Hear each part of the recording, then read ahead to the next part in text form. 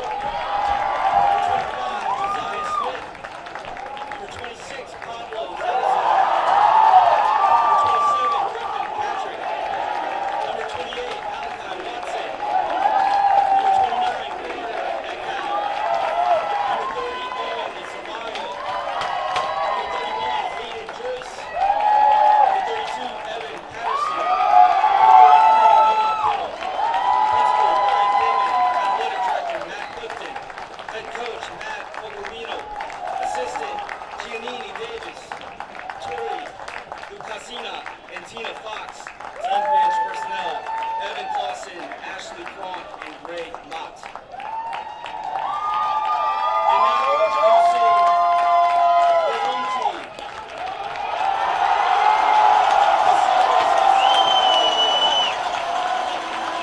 Number 0, Jack Delaney. Double 0, Paul Northcutt. Number 1, Emilio Hernandez. Number 2, Griffin Lewison. Number 3, Will Otten. Number 4, Cleveland Hill. Number 5, Franklin Mecklenburg. Number 6, Logan Cruz.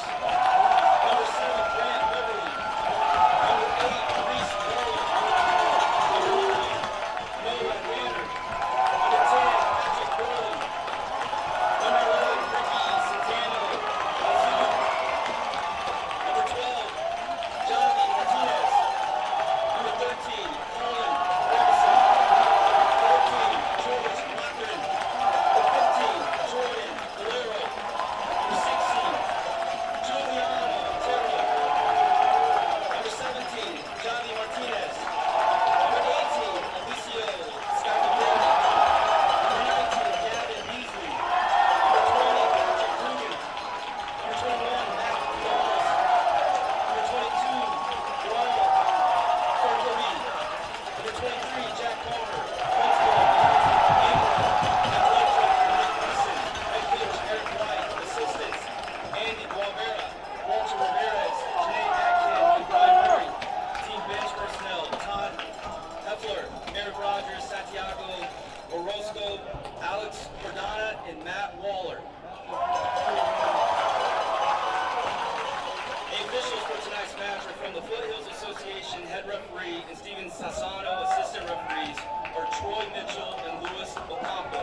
The fourth official is Rich DeWitt. And now we ask the head coach of each team to come forward to receive an official game ball. Both teams will be receiving a complimentary game ball, the Wilson Vito, the official ball of the NCHSAA Championship. Congratulations to Coach Spell and Coach Morrison on leading their teams to the championship game.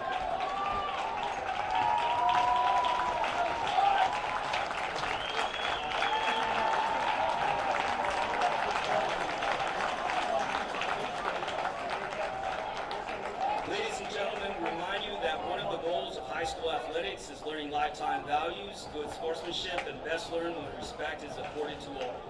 Prior to the beginning of the state championship, we would like to recognize 2 players who have exhibited outstanding sportsmanship throughout the 2023 season. At this time, we would like to ask these players to come forward. Scott Wild from Apex Friendship and Matt Clark from South Mecklenburg.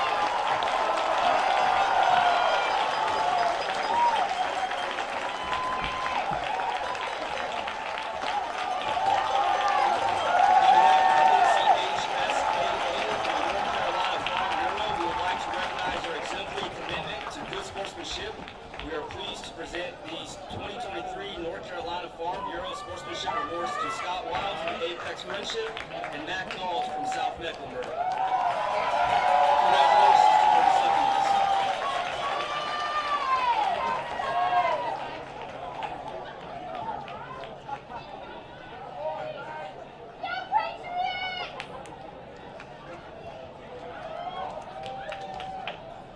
Fans, it's time to respect the game.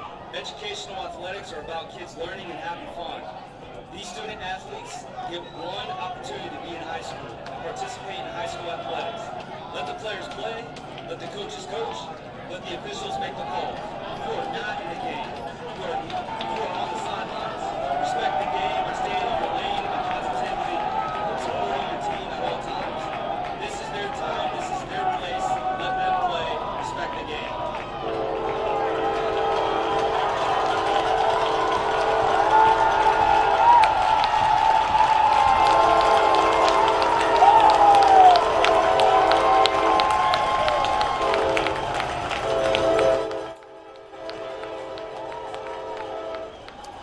We're live from McPherson Stadium here just outside of Greensboro, North Carolina on this Friday night, the Truist Soccer Complex. It's the first of 4 title matches this weekend. It starts with 4A tonight.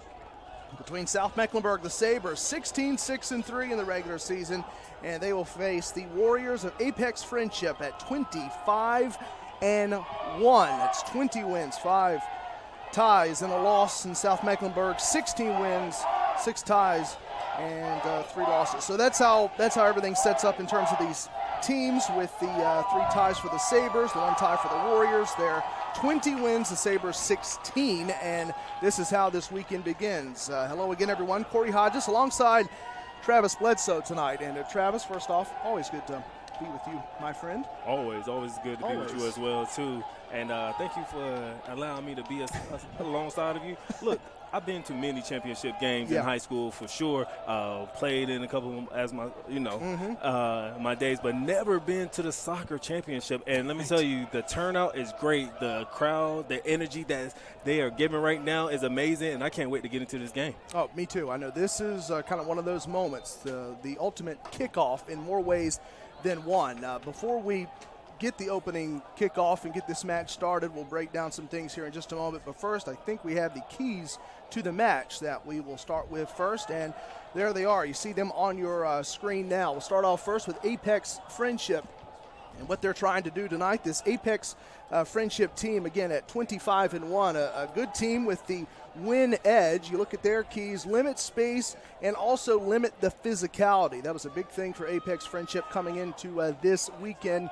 Travis, Matt Pugliano, their head coach, is a little bit scared, if you will, about South Mecklenburg and their size. He didn't really say scared, but he's worried about it. So it's something they're trying to limit tonight, the Apex Friendship key to the game. And for South Mecklenburg, the keeper play, one of the best keepers that we'll probably see this weekend plays for South Meck. We'll tell you about him in just a moment. So that's something to watch, the protection in front of the goal for South Mecklenburg, and also hold ground and turnarounds, kind of like that old Jimmy Buffett song from Summer Rental, holding our ground, turning around. And it's all about this South Mecklenburg team trying to kind of hold their ground, but it's a quick turnaround.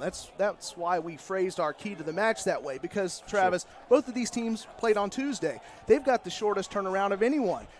What, about 55, 60 hours between the 2 matches for these teams, and they're back here on Friday night. So they've got the quickest turnaround. So maybe how do they handle that? Well, look at this. Well, first I want to also say I don't think Coach Pugliano is scared of anything. If anything, the right word is respect. Yes, that's respect is the word I would like to use. But look, that's what you like to see. And look, you said the turnaround is quick. Well, no one has any excuses. You can't say this team played at this time or we played at this time. No, y'all both have the same turnaround. So I don't want to hear anything. These 2 teams are going to battle it out. And look, I understand too. Now, Pugliano was to say, like, look, he's scared about the turnout because last year they were just in the finals. This is his second season coming into this year, and I just want to make sure that he stays level-headed this game, because, there's all the jitters when everybody's out here, and then you got the naysayers, you got all the eyes looking on you like, can you finally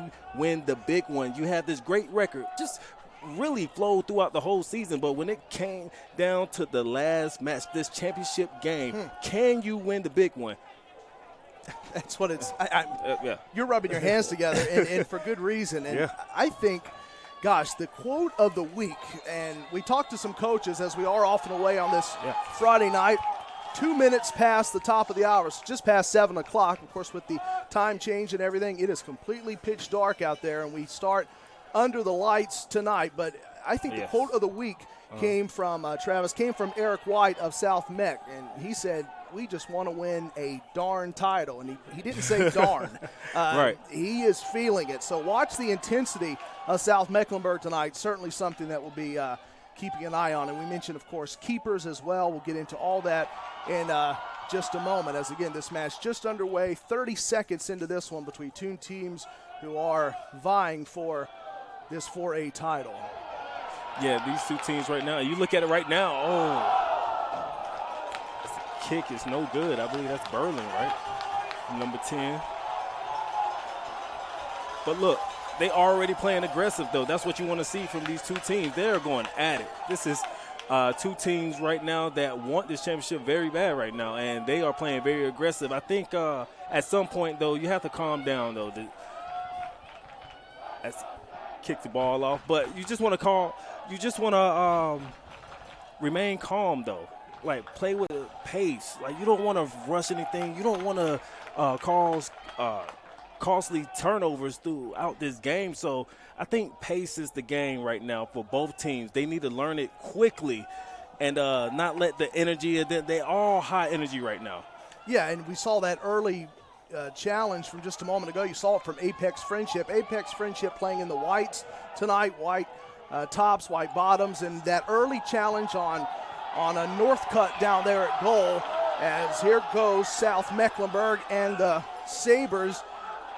And again, Apex Friendship there, their back line trying to turn it around. Again, South Mecklenburg tonight in the unmistakable black and red. Now, you just seen Ferguson with the ball, and this is a guy right there that can put the ball into the net easily. Leading his team with 29 points this year. So this guy's very aggressive and can score at any time. So, and look at his size. I see what you're talking about, man. His size. My goodness, it's very intimidating for the team. But again, stay poised.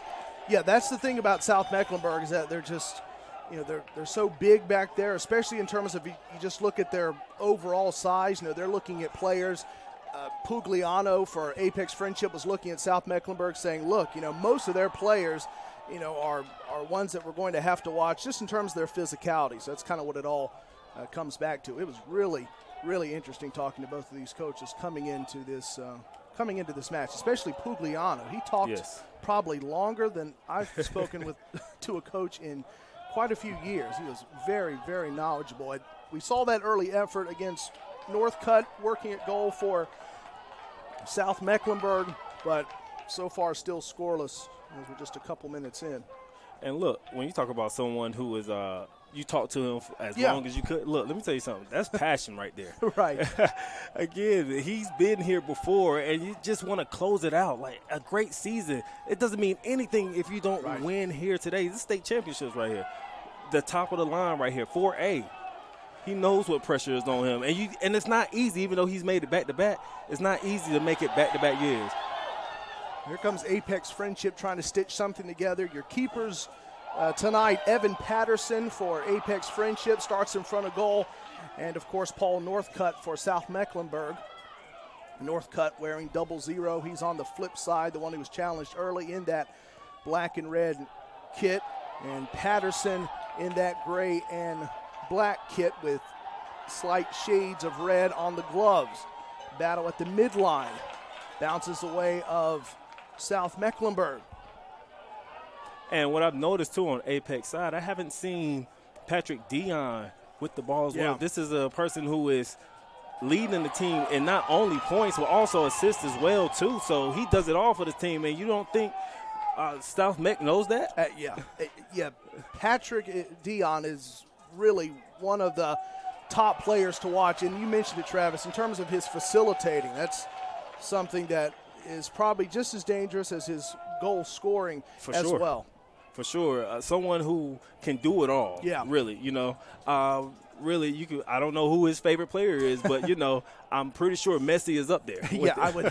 Right. A player that can do it all on both ends, So, look, getting your teammates involved because you're a dangerous scorer, but at the same time, too, let's get to this. Yeah, here's going to watch it down here with an early effort that is scored for Apex Friendship. Able to put that one in, and that is Patrick Dion. There you go. Dion able to get the goal as he puts it past Northcutt and South Mecklenburg, and Apex Friendship leads 1-0. Way to speak him up. Way to speak him up, and this guy is excited right here. He's doing what he does best. He knows that the defense is going to collapse to him or all. Took what the defense gave him because they let him go. The defense got lackadaisical right there and allowed him to get there and score. They have to do a better job on the South Meck end. That should not be allowed anymore. At the 5:01 mark, our first goal of the night goes to Apex Friendship, and Dion, the senior midfielder, able to get that one past Northcutt, the senior keeper. So that's the early strike in this one for Dion. If you count regular, postseason, everything now. That's his 17th goal. Oh, my goodness. Of 2023. We're going to see some eye-popping goal-scoring numbers tomorrow, too, but that's one of the ones that stands out, and Dion gets that one past Northcutt. And to that point, Travis, as we're back underway, you look at Northcutt, 80 saves coming in. That is only his 13th goal allowed of regular and postseason combined. Wow. And Northcutt's going to watch this one bounce harmlessly away. I'm sure that's the one he wants back for sure. Sure. I mean, you've played defense all. No one's able to really score on you throughout the whole season, and then it's a little bit different when Patrick Dion is coming at you, man. Right. And even Pugliano, Matt Pugliano of Apex Friendship, even talking about Patrick Dion coming in to tonight. He's been the leader all season long. Yes, he has. For this team. Yes, he has.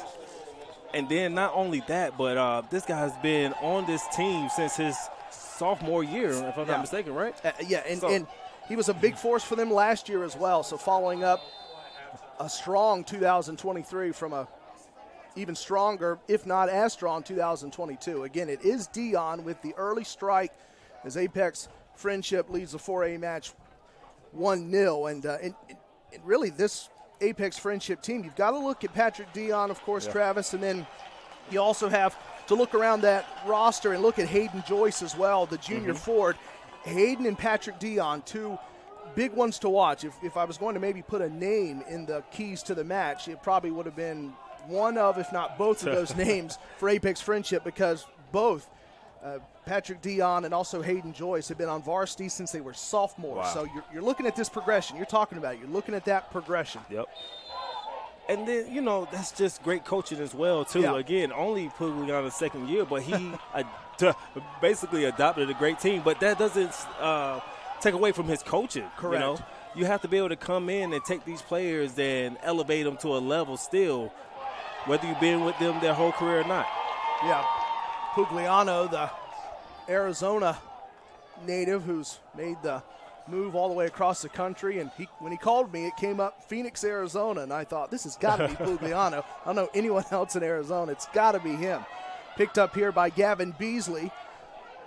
Slung down to Carcobi.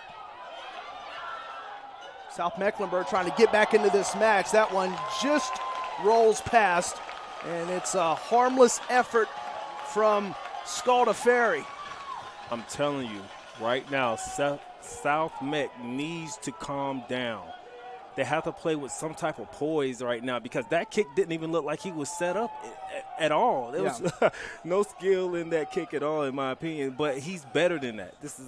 These players right now, they're just forcing the issue. You're not going to get anything that way.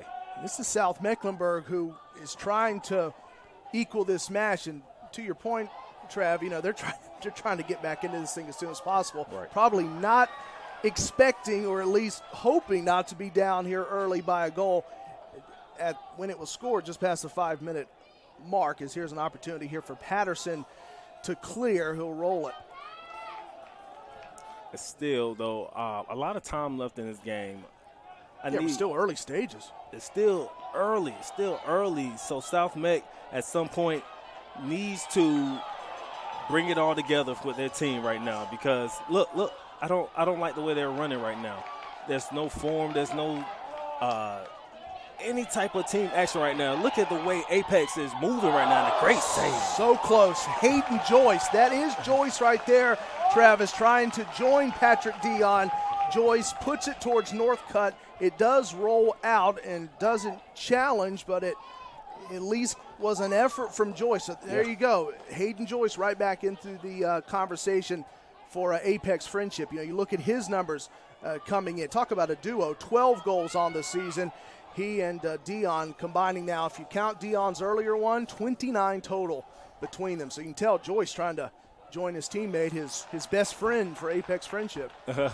Yes, he is, man. And also, too, when you look at that kick by Joyce, looked, even though it was a great save by Northcutt, great save. Don't want to take anything away from it, but I just noticed it's just a different type of skill level, and not even skill level, just calmness to it. Again, this guy is taking what the defense is giving him And he's doing a great job right now. As a whole, Apex is doing what it's supposed to right now. And for people who just are casual fans of soccer, understand, too, 1-0 is a lot. It is, right. It's a lot right now. It's like being down 10, okay? Right.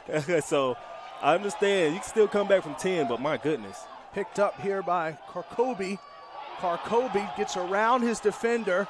Now he lines it up. Apex Friendship's back line trying to disturb this. It gets shoveled away towards Scout Ferry, who had that last effort for South Meck. I think the Sabres need to use their size, though. They started to use their size within the first 2 minutes of the game and haven't seen it yet. At this point, they're all even. Waiting for a whistle. We get it. Karkobi falling with Nicholas Larman all over him. And it will go in Apex Friendship's favor. Here comes your free kick. Free kick from Alex Miller, the senior defender.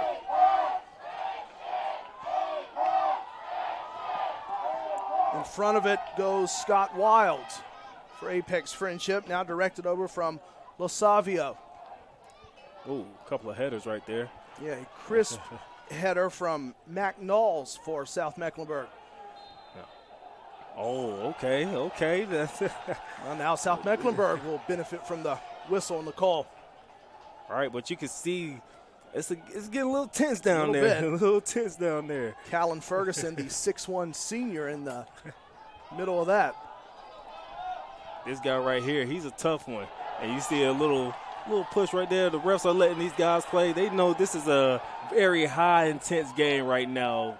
Tempers will flare at some point, but right now they letting these guys play, and I love that. And there's a lot of intensity for the Sabres anyway, and that's evident right from the top in their head coach Eric White, who is the ultimate player-type coach. I know sometimes that gets a bad rap, but he is the ultimate player coach.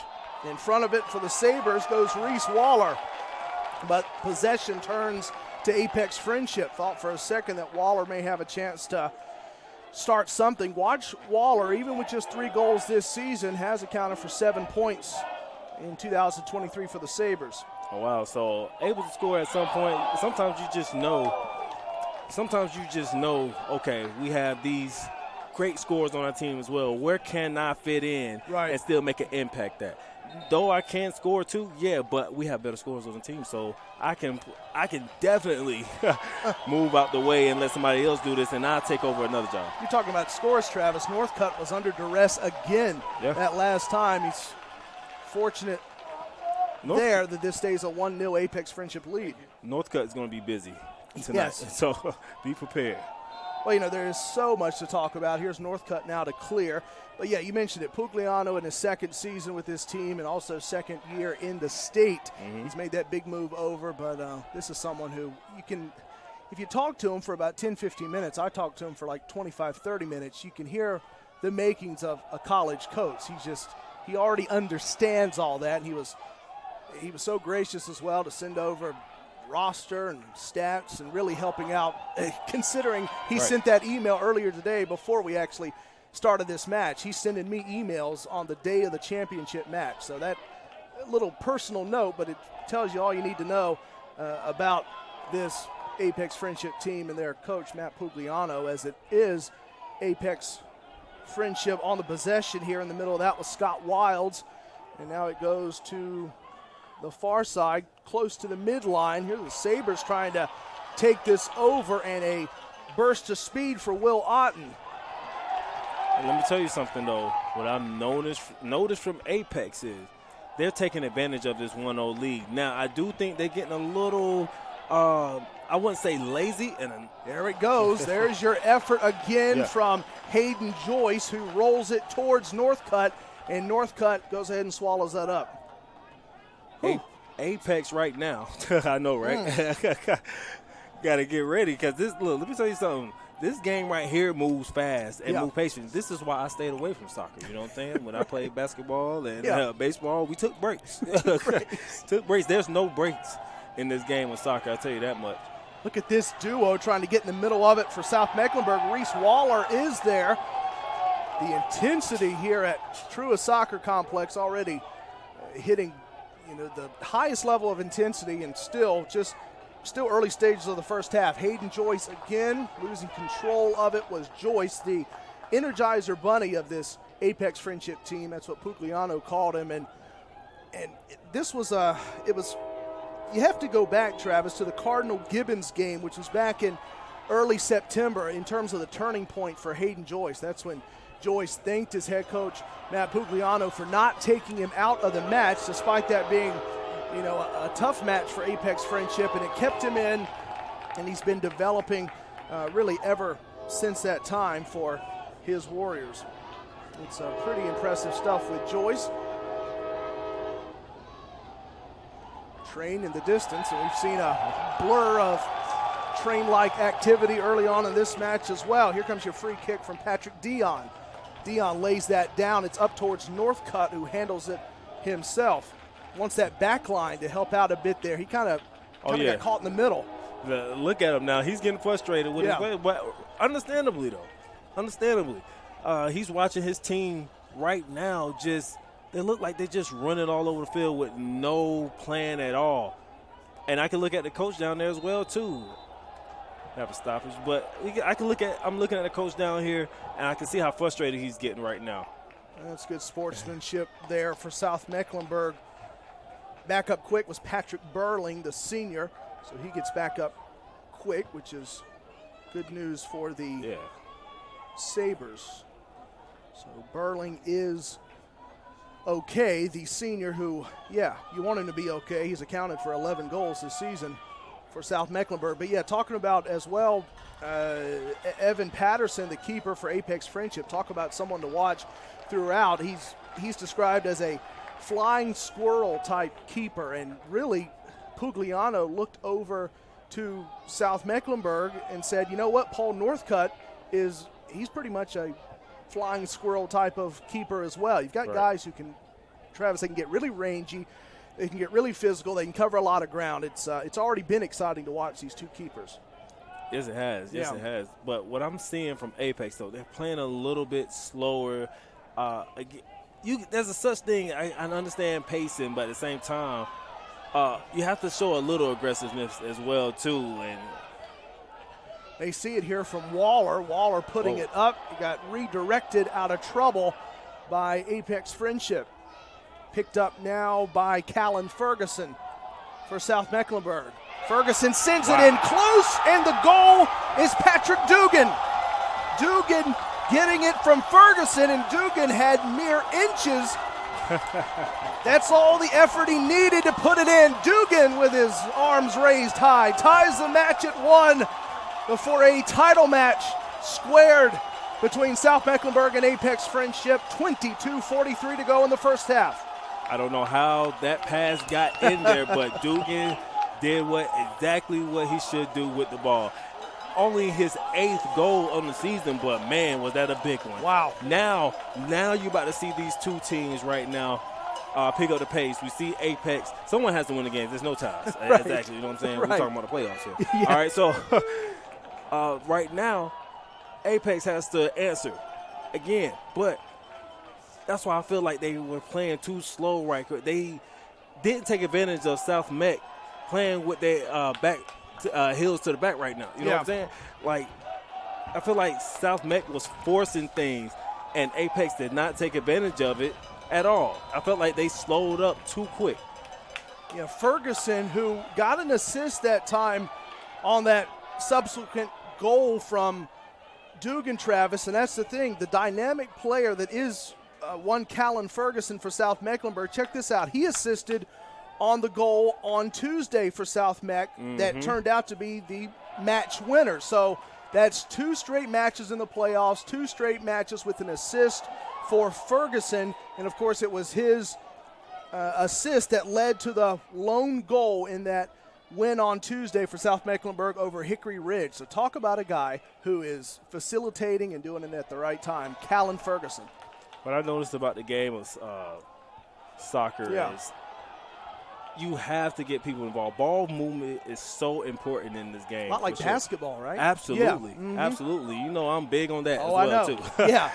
Big on ball movement, man. Motion. It's so motion. The ball has to continue to move. You're not going to get anywhere with the ball staying in one spot. That's never happened. And that's what we're before talking in about, the sport. too, with physicality. Yeah. You know, with South Mecklenburg and that physical style of play. You saw at that time, scoring from about as close in as you can. And that squared the match. Kozak sending it away. Here's a nice stop on a dime for Wilds. Sends it back up to the top side for Apex Friendship and picked up by Owen Lasavia. Now I like the way Apex is moving around on this field right now. Honestly, before when they was up 1-0, you seen players way back in the backfield, like playing slow, like trying to take out the time. No, play the game. Hard collision that time, and South Mecklenburg bringing the physicality. Preston Shura Willis getting collided into by Jack Palmer. The physicality of Palmer on display. I tell you what, I don't know why, but soccer gets a bad rep for having divas in the game. Right. Let me tell you something. This game is tough, okay? You know, again, being a basketball fan, wow, great header. Didn't go anywhere, though, but great job, man. These guys are some real athletes on this field right now. You know, and back to Palmer, we saw him show off some of that physicality, the big center back who wasn't even slated to be a center back this season, but he's played lights out since the Reynolds game earlier this season. That was the R.J. Reynolds game back in late August. He has, talking about Jack Palmer, the senior defender who stands at 6'4". And wow. He's been on fire for the last couple months for South Meck. Burling, conference player of the year last year for South Mecklenburg. There's the back line pitching in for Apex Friendship with Casey Riley that time. Back and forth we go. That one right to the hands of the keeper, Patterson, on that try that is encapsulated by Patterson. Patterson being in the right place at the right time. Yeah, no kidding. Been doing a great job. And I think that even though they scored on that last goal, I don't believe that was on him. It was so cluttered It was so cluttered in the middle. Something was bound to happen. I mean, that's the ultimate doorstep type goal. You know, it's like when you're at the goal line in regular American football. You know, you get it in right at it's like being inside the 1 yard line. For sure. But it did account for Dugan's fourth goal of the year. And that time, the 49ers defense didn't stop him on a 1 yard line. Right, exactly. Yeah, no Joey Bosa coming up that time, or Nick Bosa coming up. Yeah, right. So, and there are comparisons there because we've seen some pretty physical type play here in these early stages. You get a momentary lull here with about 18 and a half minutes to go. Wow. Now, though, a header that sticks right to the hands of the keeper. The try that time from Apex Friendship was from Joyce, and Northcutt there, both hands to sticky that one and keep it out of trouble. And you're looking at someone like Joyce. My goodness, man. I know. My goodness, this guy right here can put it in at any time in any type of way right there. That time, the header was no good, but best believe he can make that. I mean, that's what we're talking about here, too. When you mention Patterson, the keeper, and you really got that great battle, whether it's Northcutt and Patterson, two great keepers. We've already seen their skills on display so far. This one may be out of reach for Hudson Kozak. It is. Kozak, the junior midfielder, but, talking about Patterson, Pugliano loves him. He loves all of his players, but especially so Patterson. He's just such an athlete, and he likes keepers who use their feet, and he even says that Patterson could actually be a field player with how good his feet are. He could actually be someone who's in the field, so it's a perfect situation there. Makes sense. And then, you know what? When you a coach like this and you play with them, you coach them for this long, watch them, you know their personality, not only on the field but off the field as well, too. Yeah, it's total brotherhood type situation. And both coaches speaking so highly of their players coming in. Is that going to be a foul? Yes, it is. Should go on Miller. Taking a tumble was Patrick Dugan, who scored the opening goal of the night for South Mecklenburg. Free kick time now for the Sabres. It will be Franklin Betancourt with the honors. Now right here, if you're South Meck, do you play aggressive right now? Right. And go at them right now? Right now they have the momentum. I think they should take advantage of that. Right down in the middle once again. Apex Friendship got one player in the middle of it to at least get it out of trouble. Now they'll try to pick it up in reverse course here with Jack Scarab. Apex very fortunate on that one. Yeah. Here's Riley to pick it up, and he splits defenders. Riley, who got bodied by Ricky Centeno Azua that time for the Sabres. This one flushed up towards Northcutt on that effort by Patrick Dion, who maybe feels like he could have gotten just a bit more on it. Tell you something. You have to, if you're going kick with purpose. Yeah. You know, like they say, pass with purpose, kick with purpose as well too. You know what I'm saying? Like, I don't know what that was right there. Honestly, I believe that he was trying to go for a score right there because he had no other teammates around him. And of course, the biggest situation, I guess it's a story here early on, is that Apex Friendship did have the 1-0 lead early before the Dugan equalizer. But that's the thing about South Mecklenburg is, again, this has just been a lightning pace so far in these first 20 or so minutes of the opening half between these two teams. But and it continues here with Casey Riley getting in the middle of it. Riley showing off his footwork against Waller. Let me tell you something now. Wow, I mean, you don't have time to tell any of these stories. Watch Northcutt, who had Jack Scarab right in front of him. Scarab picks it back up and then tries to send it over towards Dion. That was so close, Travis, to being Dion's second goal of the night. Wow. Whew.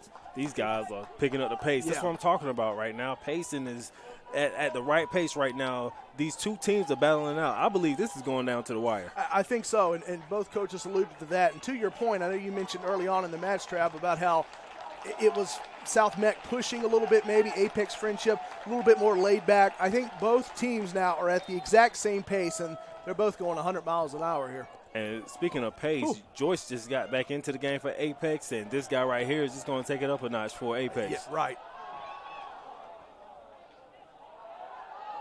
Slides down to the near side and picked up by Chura Willis. South Mecklenburg controlling that middle. Now with Waller. Sabres, who under head coach Eric White, it was a weird year. That's what Eric White talked about leading up to this week, not just with me, but also with the Charlotte Observer. Talked about how it was just a weird year because last year because they lost in the first round. It was just such a shocker, and so this was the South Mecklenburg team, Trav, that came back with convention this year. They said, we didn't get the seed we wanted to get, and the goal was to get back and win a championship, and they're tied up here, 1-1 with 13 and a half to go in the first half with Apex Friendship. Well, the goal is, no pun intended, but the goal is to get to the championship for sure.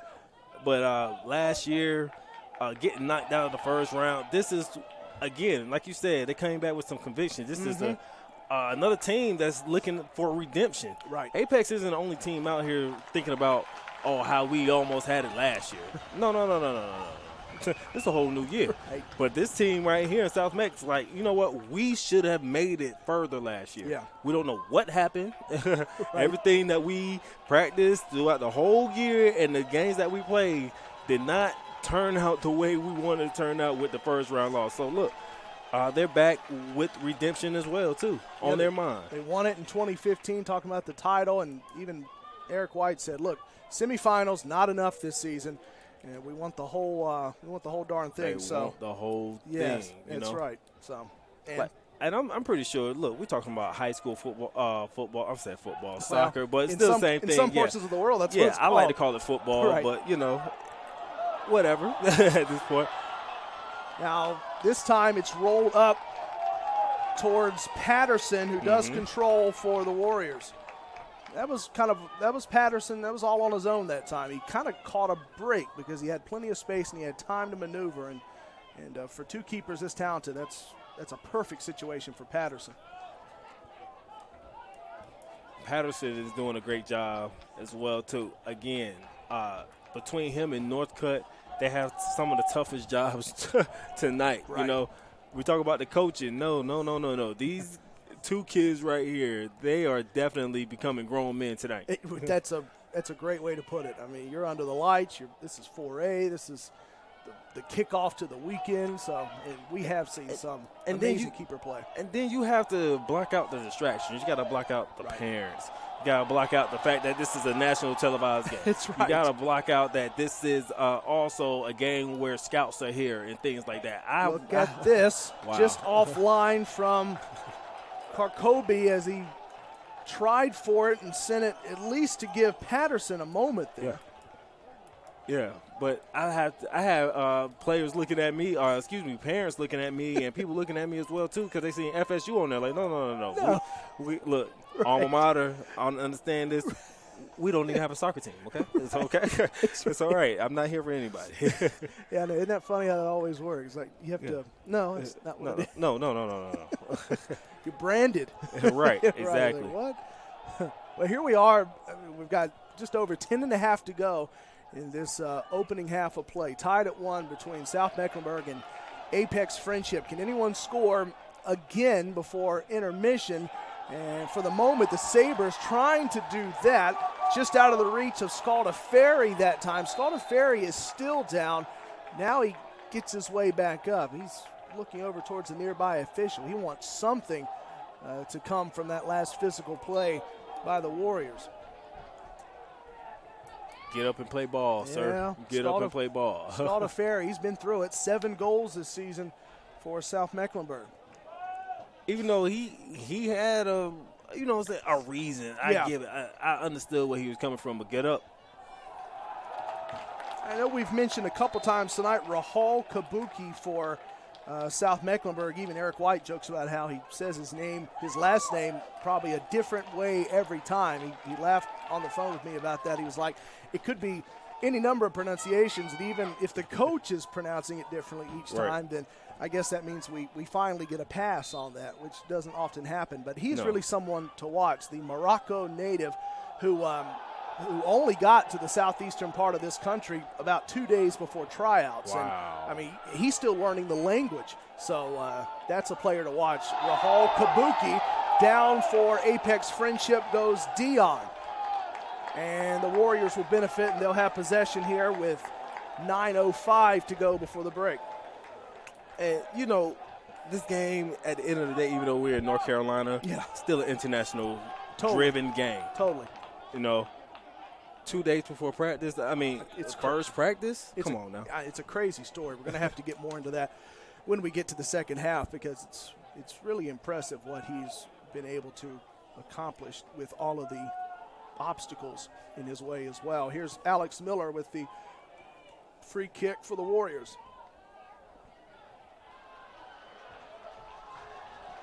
Out in front and picked up by Scalda Ferry, who was just down on the pitch after a physical play. That one just gets past Kabuki. Oh, man. He was watching that. It was just out of his reach. More on Kabuki. He's been in contact. He stays in contact with his dad, who's still back in Morocco. Welcome addition to the team, and his grasp of the English language has gotten better as well. But that's the other thing, Travis. We're talking about a language barrier at times for Kabuki, but it's the European style of play, the style of play even in a country like Morocco, that is quite a bit different from the American style of play. So that's been something else he's had to adjust to, as the Warriors here trying to add something late. Look at that effort. Goodness. That is just offline on the try by Riley and batted away by Paul Northcutt, the Sabres keeper. I'm telling you right now, there's not much that's going to get past Northcutt. How many you said? 18 only scored? He's had a come on. Yeah. That is not a lot right there. 80 saves for 80 Northcutt. saves. 80 saves. My goodness. I mean, both teams have keepers that are the best of the best, but obviously those stand out. But, of course, makes sense. But, Travis, you're not going to get past Evan Patterson's 171 saves. Wow. Now, come on. You're talking about more than double. So if you're if you're talking about keepers, well, you've found two of the best tonight in the state. And that's why both of these teams are here. So it's going to be laid down here by Northcutt, the 5'10 senior keeper. And he will send it away. Under 7 to go in this electric back and forth first half, which has been lightning quick. Yes, it has, and I love the pace right now. You know, in the beginning, it was a little rocky for both teams, understandably. Yeah, typical. Typical. And then you saw one team in Apex slow it up and understand the game of pacing and was able to score. Then you saw South Meck come back. And, you know, even though they were playing, like, really, like, they had fire on their behinds right now, you know, just everywhere. But they were able to sneak in a score, but that score allowed them to calm down as well, too. So we both seeing two teams right now play at a good pace. Talking about Northcutt, who's ready to clear here after a couple things were also summarily cleared away, including a substitution here for Apex Friendship as Joe Simpson will come in for Patrick Dion. But Northcutt impresses his head coach Eric White so much, he's getting ready to clear here for South Mecklenburg, the hard-nosed and technical keeper. And he's already got a college commitment, Travis. He's going to Lee University in Eastern Tennessee. So, oh, wow. Yeah, he's got that to look forward to. Lee has a really good baseball team as well, probably one of the best in the nation in D2. Here's a takeaway for Apex Friendship. As they'll try something here with under 6.5 to go before intermission. Two-player battle, that's a tough one. Carter Eckel was over there along with Franklin Betancourt, who's going to get the advantage here. It appears to be Apex Friendship. We'll see who has the free kick. Yeah, you're right about it. It's Apex. They're going to put it at the spot of that foul per the usual. Joe Simpson, who just checked in, is going to have the honors for that kick. Simpson has played in 21 matches this season, 3 assists, but no goals scored.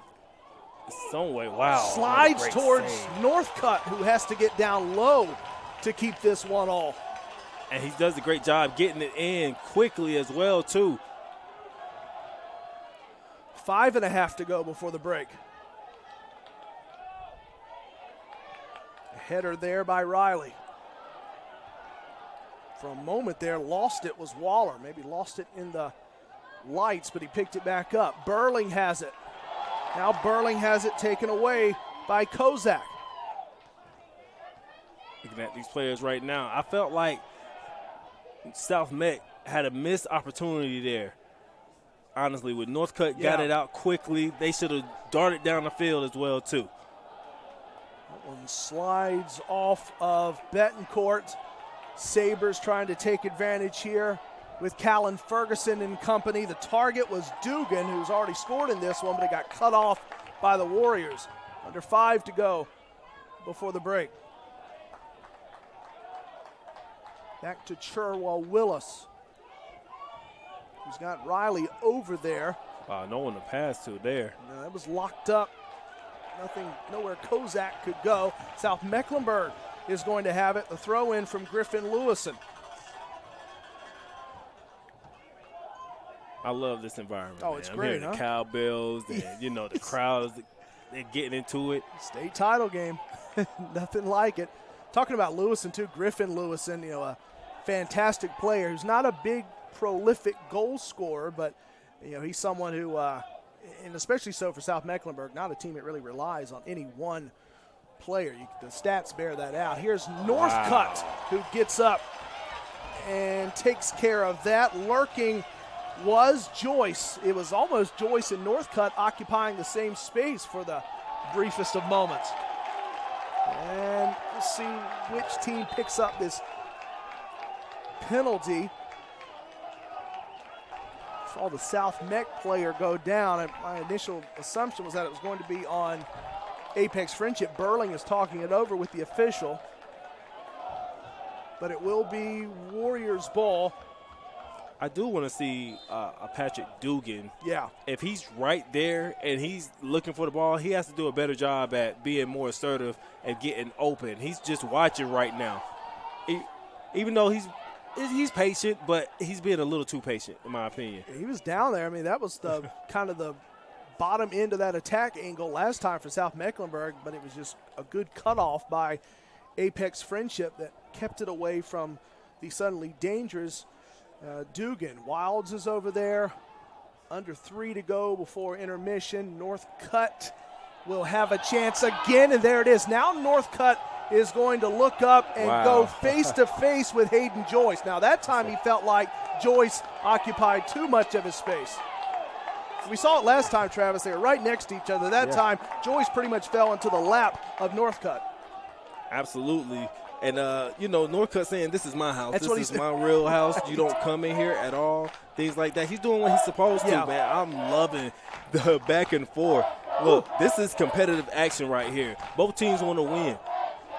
And, as he's the ultimate as he goes, we go type player. Yeah. That's what Eric White said earlier this week to us. And attacking players always try to find a way to tuck a goal in on him. And it's so hard to do, so you have to work every angle imaginable. We are under 2 minutes to go before the break, and the Sabres are trying to take a late lead. Flushed out ahead of George Loughran. Wow. A header got it out of trouble for the Warriors. This is a great opportunity for the Sabres. Yeah, Betancourt, Travis, going to back it out here and start his attack. 90 seconds to go in the first half. We're tied at 1. Header, but out of bounds was Lewison, and he owns it. He comes back and says, my bad. He was outside of the out-of-bounds line when he took the header try. Have to know where you're at on the field. You said it. At right. all times. Preston Sherwell Willis to throw in. Picked up by Dion. South Mecklenburg occupying midfield. A minute to go, first half. Watch Burling down here on the low side. I'm watching. Burling sends it over towards his closest teammate, Ferguson. Apex Friendship in the middle of it with Casey Riley. Batted by Palmer, the physical and lanky and tall Jack Palmer. Look at the clods of earth come up that time on the try by Betancourt. His footwork actually taking out a piece of the field. Now both teams have to make sure that they don't play too out of control where they're out of position right now because the clock is running down right now. Right. Here's your last burst possibly. Riley was there. He's still there. Understanding where you're at the time. 10 seconds to go first half. Oh, and there's a late no call. Still down is Ferguson. He is in visible pain on the far side. That's going to run out the clock, and suddenly Callan Ferguson is hurt in a major way for South Mecklenburg. An injury possibly that occurred with less than 10 seconds to go in the first half. Wow, you hate to see that, especially right before the half.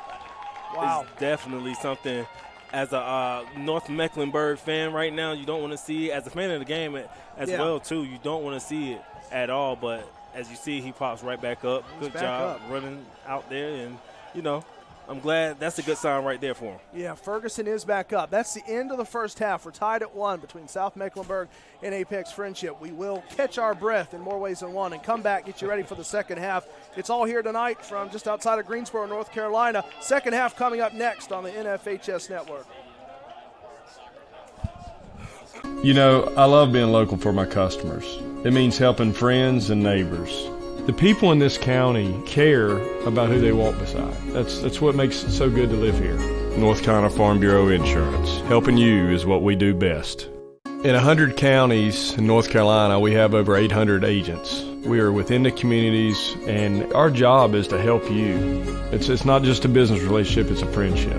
North Carolina Farm Bureau Insurance. Helping you is what we do best. This NCHS AA Championship event is brought to you by North Carolina Farm Bureau Insurance. Helping you is what we do best. And by Academy Sports and Outdoors. Have fun out there. With great brands at the best prices at Academy Sports and Outdoors, you'll always find more fun. More of this, and more of this, and this. So you can do more of that, and that, and that, and definitely some of that. while getting together for more of that, and that. Yes! Have more fun with great brands at the best prices, only at Academy Sports and Outdoors. In 100 counties in North Carolina, we have over 800 agents. We are within the communities, and our job is to help you. It's not just a business relationship, it's a friendship. North Carolina Farm Bureau Insurance. Helping you is what we do best. This NCHS-AA Championship event is brought to you by North Carolina Farm Bureau Insurance. Helping you is what we do best. And by Academy Sports and Outdoors. Have fun out there. With great brands at the best prices at Academy Sports and Outdoors, you'll always find more fun. More of this, and more of this, and this. So you can do more of that, and that, and definitely some of that. While getting together for more of that, and that. Yes! Have more fun with great brands at the best prices, only at Academy Sports and Outdoors. You know, I love being local for my customers. It means helping friends and neighbors. The people in this county care about who they walk beside. That's what makes it so good to live here. North Carolina Farm Bureau Insurance. Helping you is what we do best. In 100 counties in North Carolina, we have over 800 agents. We are within the communities, and our job is to help you. It's not just a business relationship, it's a friendship. North Carolina Farm Bureau Insurance. Helping you is what we do best. This NCHS-AA Championship event is brought to you by North Carolina Farm Bureau Insurance. Helping you is what we do best. And by Academy Sports and Outdoors. Have fun out there.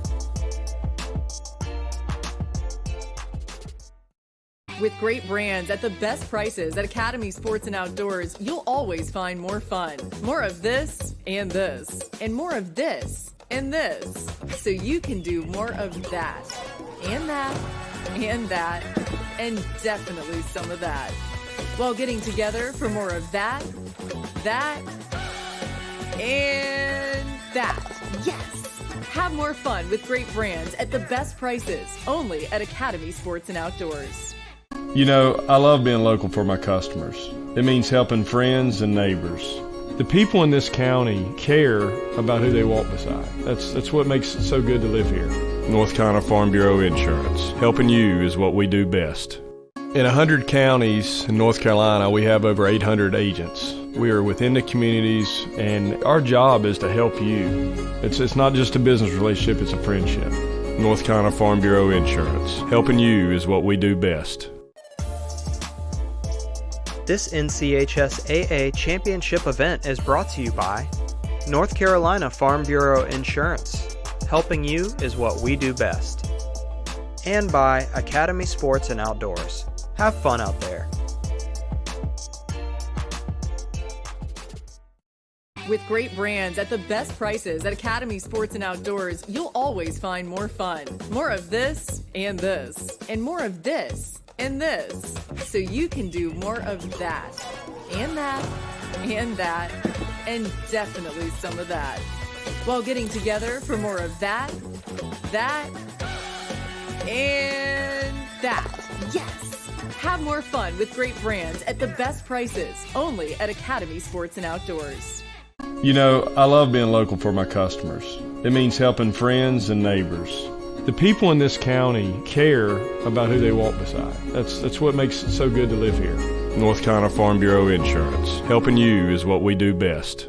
In 100 counties in North Carolina, we have over 800 agents. We are within the communities, and our job is to help you. It's not just a business relationship, it's a friendship. North Carolina Farm Bureau Insurance. Helping you is what we do best. This NCHS-AA Championship event is brought to you by North Carolina Farm Bureau Insurance. Helping you is what we do best. And by Academy Sports and Outdoors. Have fun out there. With great brands at the best prices at Academy Sports and Outdoors, you'll always find more fun. More of this and this, and more of this and this. So you can do more of that, and that, and that, and definitely some of that. While getting together for more of that, and that. Yes! Have more fun with great brands at the best prices, only at Academy Sports and Outdoors. In 100 counties in North Carolina, we have over 800 agents. We are within the communities, and our job is to help you. It's not just a business relationship, it's a friendship.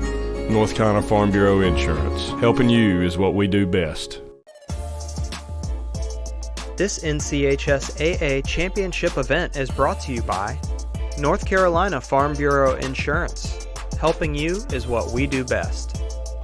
And by Academy Sports and Outdoors. Have fun out there.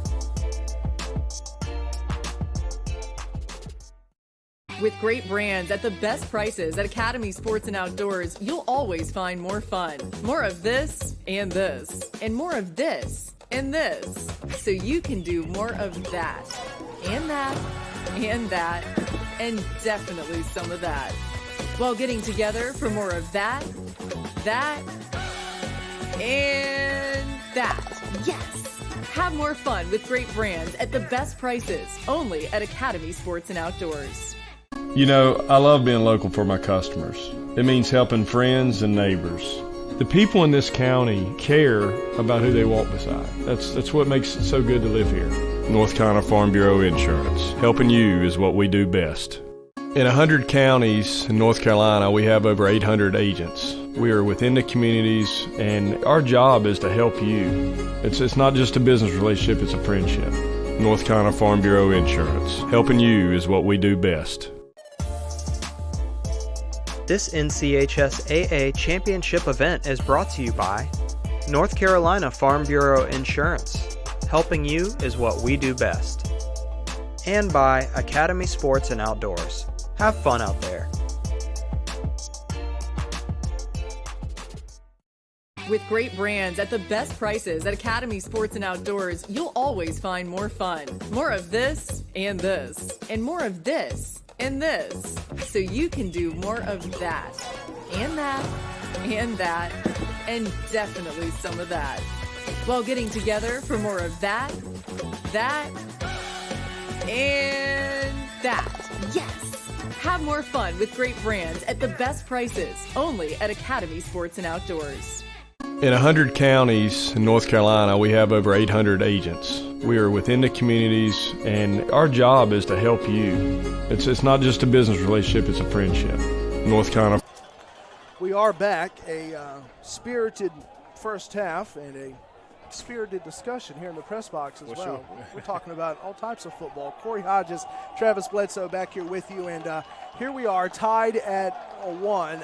Both teams battling in the first 40 minutes, so we've got a fresh 40 in the final 40 of regulation. And Travis, you know, we saw it from all types of angles. Of course, the Dugan goal was spectacular stuff. Patrick Dion's goal was the way this one started for the Warriors, and of course Dugan then got it from mere inches for the Sabres. Tied at 1.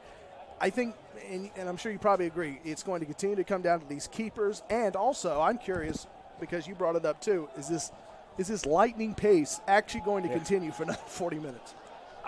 I will say yes. I think so too. You know, as a guy that was born in the 80s, right? Yeah.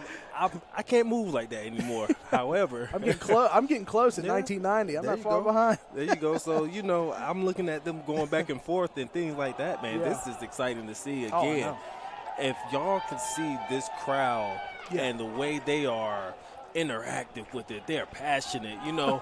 There's things like that. I wish they were I'm not gonna say wish, but you know, as you see some games over on TV and things like that in the Premier Leagues and things like that, they starting fires. We're not starting fires here. No. But right. But you know, the passion is still there. These guys are excited out here. They're seeing their loved ones on this field. The support is here. Yeah. The schools are here. They travel from each and everywhere, from Apex, from Charlotte, your neck of the woods, South Meck. So, look, I'm just amazed. I've never been to a high school basketball, and I work at I'm a teacher. Yeah. So I work there. Our team isn't good, but I support them. But this is next level. Yeah. Even though it's within the same 4A, if I'm not mistaken, but still, this is different. this is really different, man. I love it. I love it. It's like the Friday night crowds that you and I are used to, with football, but it's the same situation here with 4A soccer. I mean, you've got obviously two of the best teams in 4A in the state meeting here for the title, and of course, we are tied at 1. South Mecklenburg, of course, getting here with that 1-0 win at Hickory Ridge on Tuesday, and it was a 3-0 win against Cardinal Gibbons, also on Tuesday for Apex Friendship to get here. And for South Meck, they had a good first half here. They also had a good first half in that match against Hickory Ridge to punch their ticket here as well. And ultimately, he said, breaking down Hickory Ridge and got their good chance and finished it. That, of course, match was just 1-0 was ultimately how that one ran and wound up, as we are back underway here in the second half of this one on the NFHS Network tonight, and a 1-1 tie at the break. And you are watching live coverage of the North Carolina High School Athletic Association Soccer Championships here on the NFHS Network. NFHSnetwork.com/NCHSAA. It's your destination for the most comprehensive coverage of North Carolina High School Athletic Association Championship action, from live games, full game replays to highlights. It's all there. NFHSnetwork.com/NCHSAA. Not even a minute into the second half, and tied at 1 between Apex Friendship and South Mecklenburg. Again, the battle of the keepers tonight, the battle of buzzing offenses. Yes, both teams are scoring, can score at will right now, but also both teams have great goalkeepers as well, too. I think the next score will be the winning score. Whoever you scores think so? next, Wow. I think the next score, whoever scores first, will be the winning score. It's hard to score on these guys, That's a good point. I mean, this is Burling right here challenging Evan Patterson, and Patterson able to meet said challenge on the first scoring opportunity of the second half. We said 170. 171 saves. My goodness. It's the numbers are just amazing. You're talking about someone 171 saves coming in, 189 opposing shots on goal, only 25, now 26 goals allowed this season for Patterson, the senior keeper for the Warriors. It's being a goalkeeper has to be a menacing job and something that you cannot be easily intimidated about, because you have these guys barreling down at you. Yeah. With intent to score. Right. With intent to score, and you have to stop it. You have to be in the right place, the right time. The focus has to be there. You can't be off wandering off in a mindset or anything like that. No.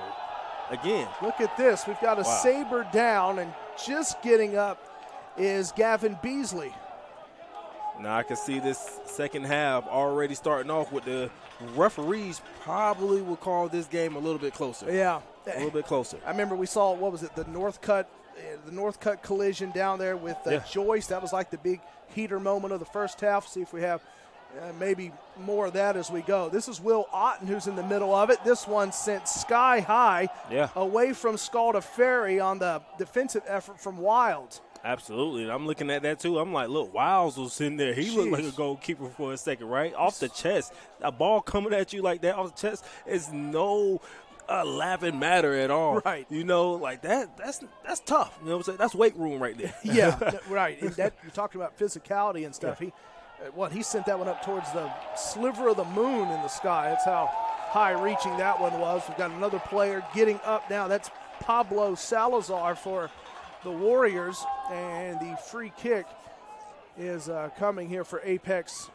Friendship, and it will be Alex Miller to set, place, and begin. Again, another point about Patterson, the keeper for Apex Friendship, he probably benefits as well from the fact that Matt Pugliano was a keeper himself in high school. He's also a college keeper, and he was really vocal. And I think you're seeing that. It's probably talking about Patterson and all those crazy save numbers. It's probably why he's so good. No call as Wilds went down, and now a possible breakaway. There we go. Ferguson was trying to catch up to it. I think Ferguson is still down.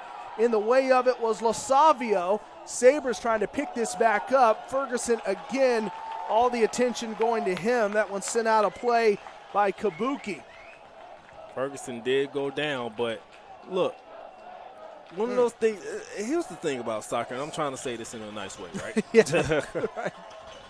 I understand you have to sell the call. There's a thing, we see it now in the NBA. We see it now in the NFL and things like that. Soccer is a game that started this, okay?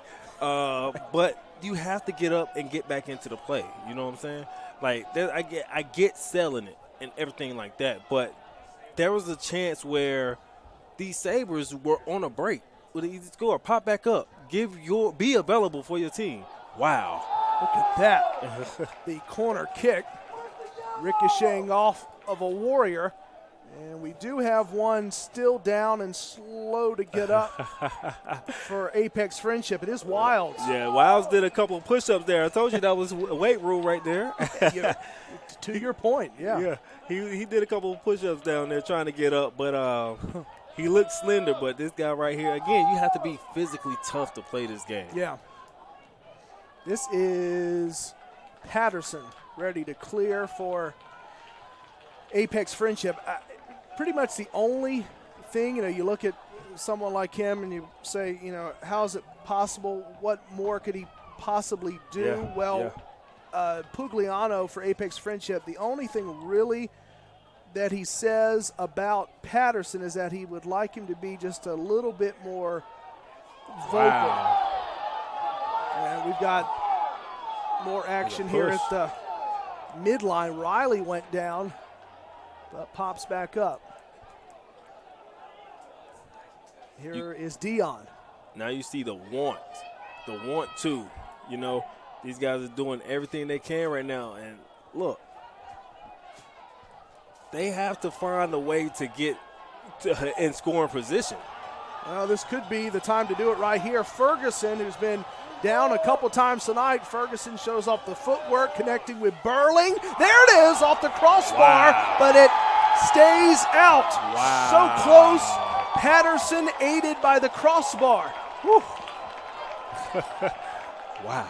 That was Burling's for the taking, but he couldn't put it through. That crossbar determined so much, and it did again there. Right. Fortunate for Apex right there. Oh, my goodness. Now, there was nothing Patterson could do with his 5'10" height. That's where the height comes into play right there. He couldn't go up and get that one. Couldn't. So you're looking at the try that time from Burling, who's 6'1", against Patterson. And Patterson, like you said, Trav, he couldn't have skied to get it, so it was going to have to be some of the equipment that helped him out. Right. Oh, my goodness. Wow.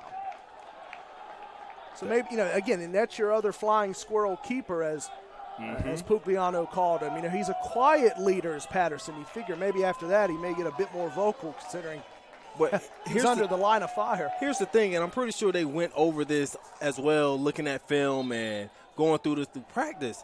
If you're going to get anything on Patterson, go high. Right. Yeah.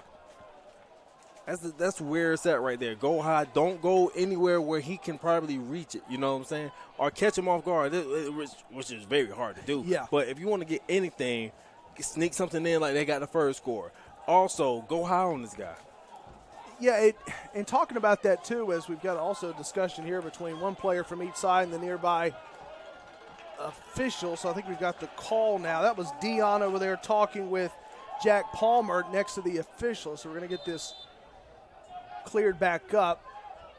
Clock's still running too, and so everyone's got to get back going as we are just over 32 minutes left in this second half. So 32-13 to be official remaining in regulation. But Eric White talked about that, Travis, for South Mecklenburg. He said, they didn't really have a whole lot to prepare for. He said they would just kind of quicken up their sessions. Otherwise, they felt like they were really prepared. But to your point, how do you get one past Patterson? It's been tough for so many teams this season. And the kick was in line. It's beautiful. Oh, my Yeah. goodness. Nice arch to it.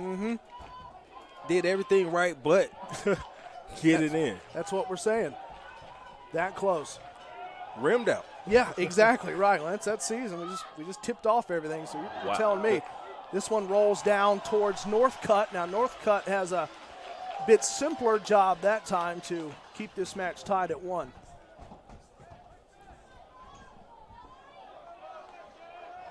These players are very excited to be in this game right now, but being excited is just one thing. You know what I'm saying? Like, Yeah.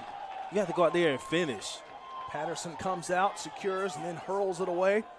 Even Eric White for South Mecklenburg saying, it's a huge bonus to have great keeper play. Eckel. Wow. Eckel in a battle with Will Otten.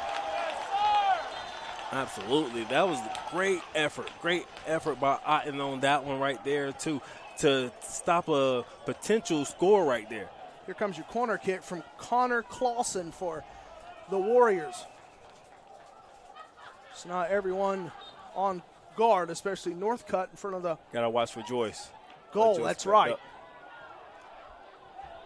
This is Joyce who turns it towards his teammate Martinez, and now it moves its way back down the pitch in a hurry, and suddenly it's right back towards Patterson's zip code, who clears it. Martinez again in the middle of that. Picked up by Betancourt. And now Otten again. Nice header right there to get it to his teammate right there. But look, no one there for Apex.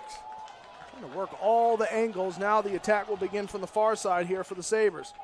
Under the control of Griffin Lewison. Lewison sends it slicing in front of the goal. And Patterson and out of play. Good That's job. again, Trav, the senior back Lewison, who is defensive-minded at right back. And Yeah. if you put even Lewison in a position, he can finish. Eric White loves him. And, it's one of those situations from 1 to 11, anyone can score. Scraping here is Scalda Ferry trying to maintain possession, but ultimately Warriors will have it. The effort expended by Scalda Ferry with 2 defenders was something to behold. Yeah, it was too. And he was trying to make something happen, but to no avail. Yeah.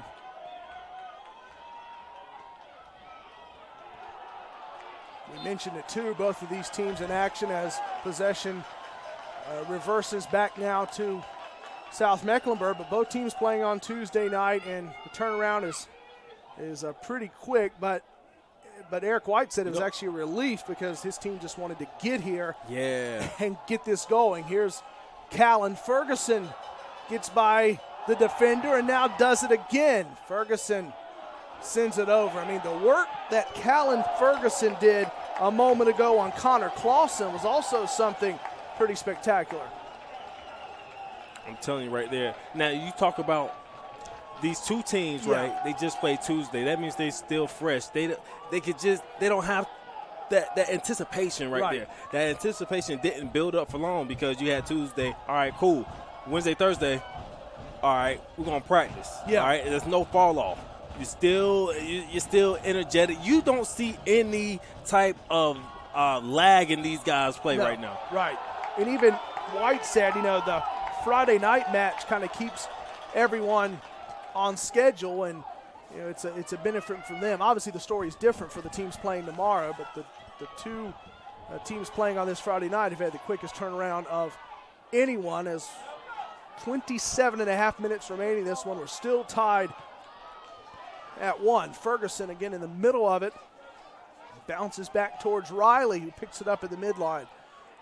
Riley caught from behind by Ricky Centino Azua. Back now towards Eckel. Eckel finds his teammate Dion. Great job by Otten. Otten again playing some great defense right now. Yeah, Otten rolled right up on his person, and the Warriors try again. I'll tell you what, though, Apex has some great ball movement right now. They can't get anything, though, when it gets to trying to score.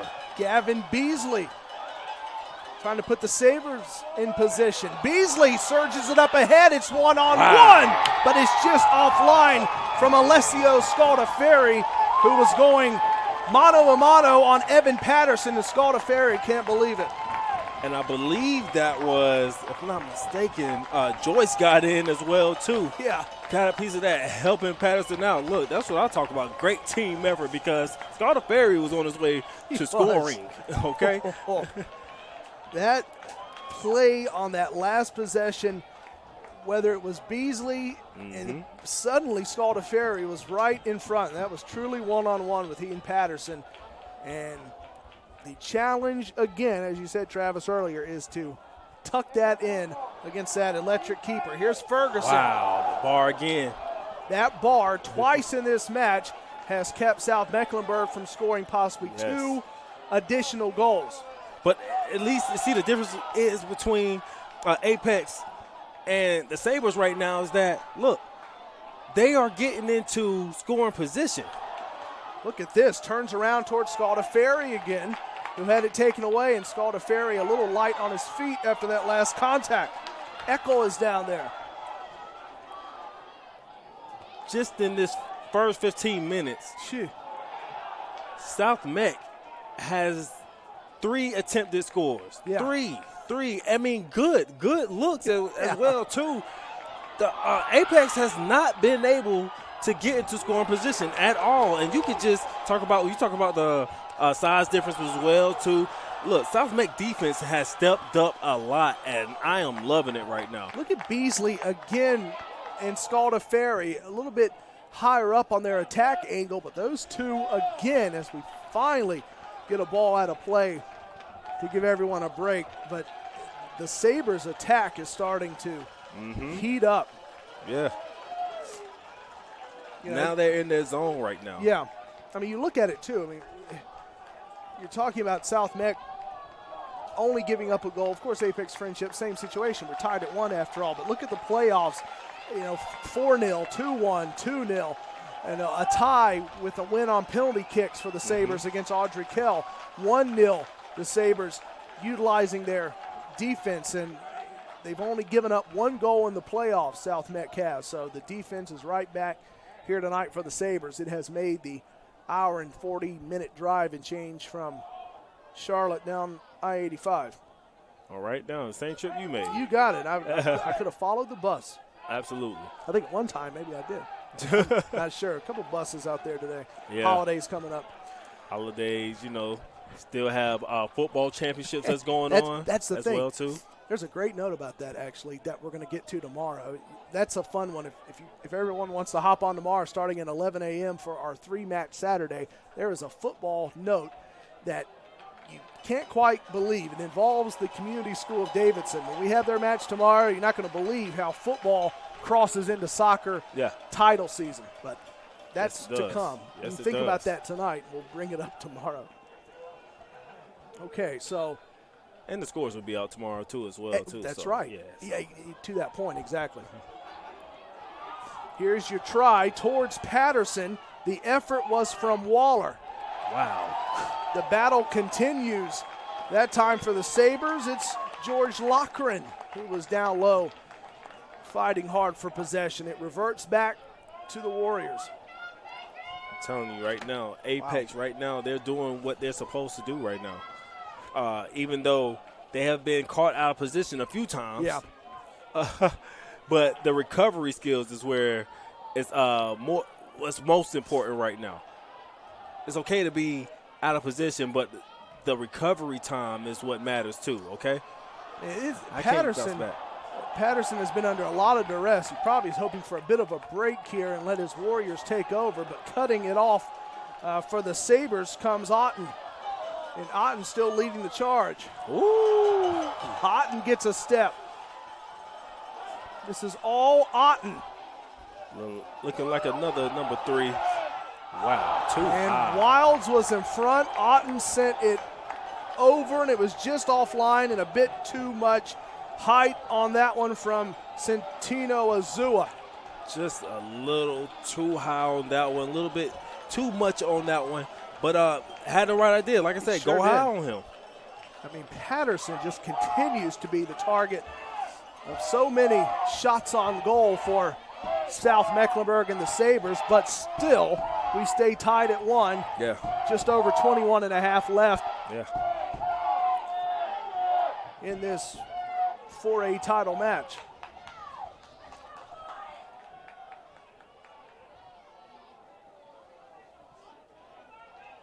Midline picked up by Waller.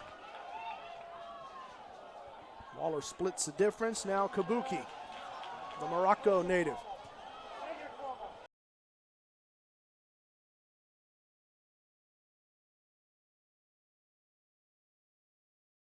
Wow. Taken over by Waller. Down to Betancourt. Betancourt battling with Dion. And the Warriors will have it. Here's a throw in from Clausen. The Warriors have to do a better job getting in score position, though. I want to see them at least get a clean attempt off. It's been so dominated by South Mecklenburg in this second half. They've had pretty much all of the scoring chances. Exactly. We've seen at least 4 to 5 already, 20 minutes into the second half. Wow. Well, the Sabres have it again. Here's your next throw in from Otten. I mean, good, clean looks by South Meck.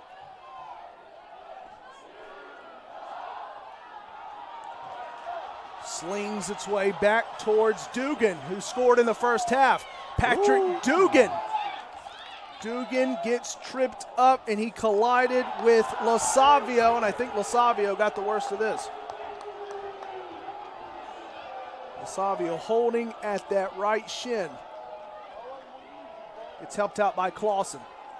They need him on the field. He's Yeah. trying to walk it out, but one of your bigger players on the team, one of the guys that's playing great defense as well too, being there when Apex needs them the most. That's Lasavio. 2 goals on the season, 3 assists, has accounted for 7 of the 213 points coming in for Apex Friendship this season at 25-1 for the Warriors. And because Lasavio wore at that time, he will be the one with the free kick. A clean one that first meets Joyce, and the Sabres able to reverse course. They have to put it in a place where your team can score, though. There's no point in having these free kicks if you're not getting it to a good spot for your team. I'm not understanding what's going on with Apex right now. There's a quote about that Pugliano brought up yesterday to me that's pretty much exactly what you just said. He didn't want this match. This is exactly what he said, Trav. I mean, you said it right there. Tonight, Apex Friendship was really trying to take away, the physicality and the space. I mean, that was part of one of our keys to the match, and that's what the Warriors have tried to do tonight. He didn't want this match to turn into a tennis match or a volleyball match with the ball back and forth. So, yeah, it's and to your point as well, exactly to your point, Trap, he didn't want it to end with those long balls that we've seen over the last couple of possessions. Get a good shot off. Good. I mean, because you don't have a lot of time at this point. 18:05 to go. 18:05 to go. When I look at these teams, man, it's just like it's like a jousting match. Yeah, right. A jousting match. Somebody has to. They're gonna catch somebody lacking, though. That's what we said. We're gonna catch somebody lacking, and take one to the gut. But right now, I'm just looking at this Apex team, and they are not playing as aggressive to score. You have to score. And there's the foul. Wilds hits the deck.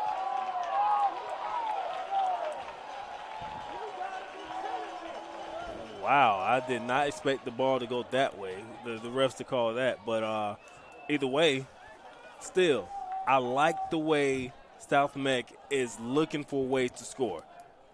We've had a flurry of them in the second half. Here's Betancourt with the free kick.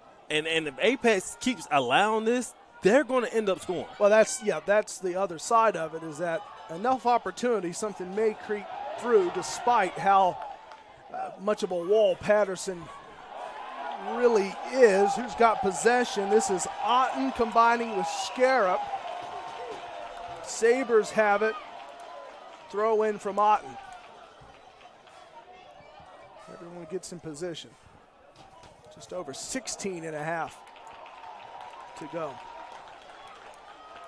Great job. Honestly, let me tell you something. That was a great play. I'm not sure if it was on purpose, but to get closer to the goal, knowing it was going to go out of bounds. Reversing course is Ferguson. Ferguson sending it through two defenders, splitting the difference that time, but the Warriors will take it over despite the crafty footwork that got it between Wilds and Eckel.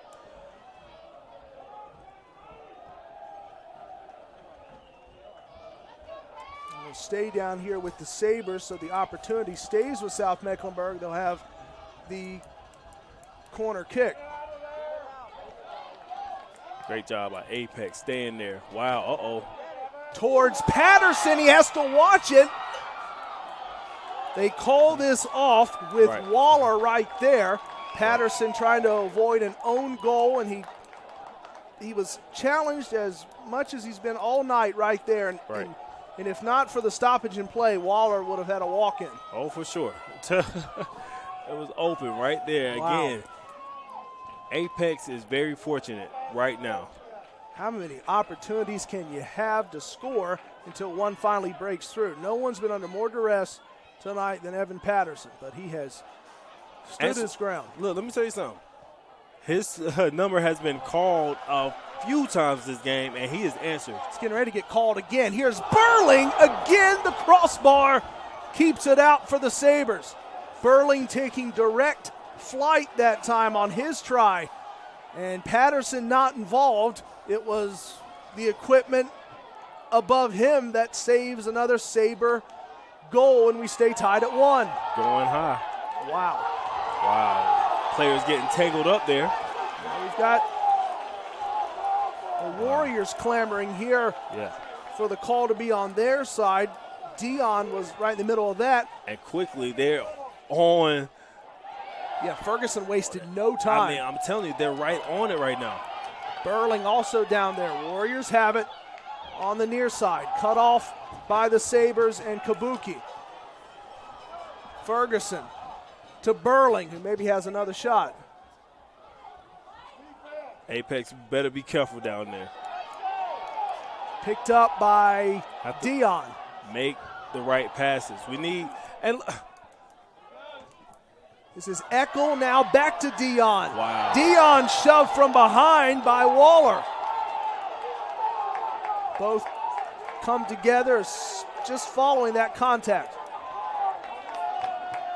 Didn't like that push by Waller, but hey, Waller did what he was supposed to do. Oh, wow. So now Waller is going to be issued with the card. So he gets marked down for the penalty. Consequently, Waller will have to take a seat. So you're missing for the moment with 13:43 to go. You're missing if you're South Mecklenburg, Patrick Waller. So take note of that. 3 goals on the season and a very physical presence. He's written down in the referee's journal. Here's Dion, who's ready now for the free kick. And again, you're also now out for the moment. You're missing your conference player of the year last year if you're South Mecklenburg. So keep an eye on that too. That's a missing piece here late for the Sabres. That right there could open the door for Apex right there. And look, this is the best opportunity Apex has had within the last 27 minutes or so to score.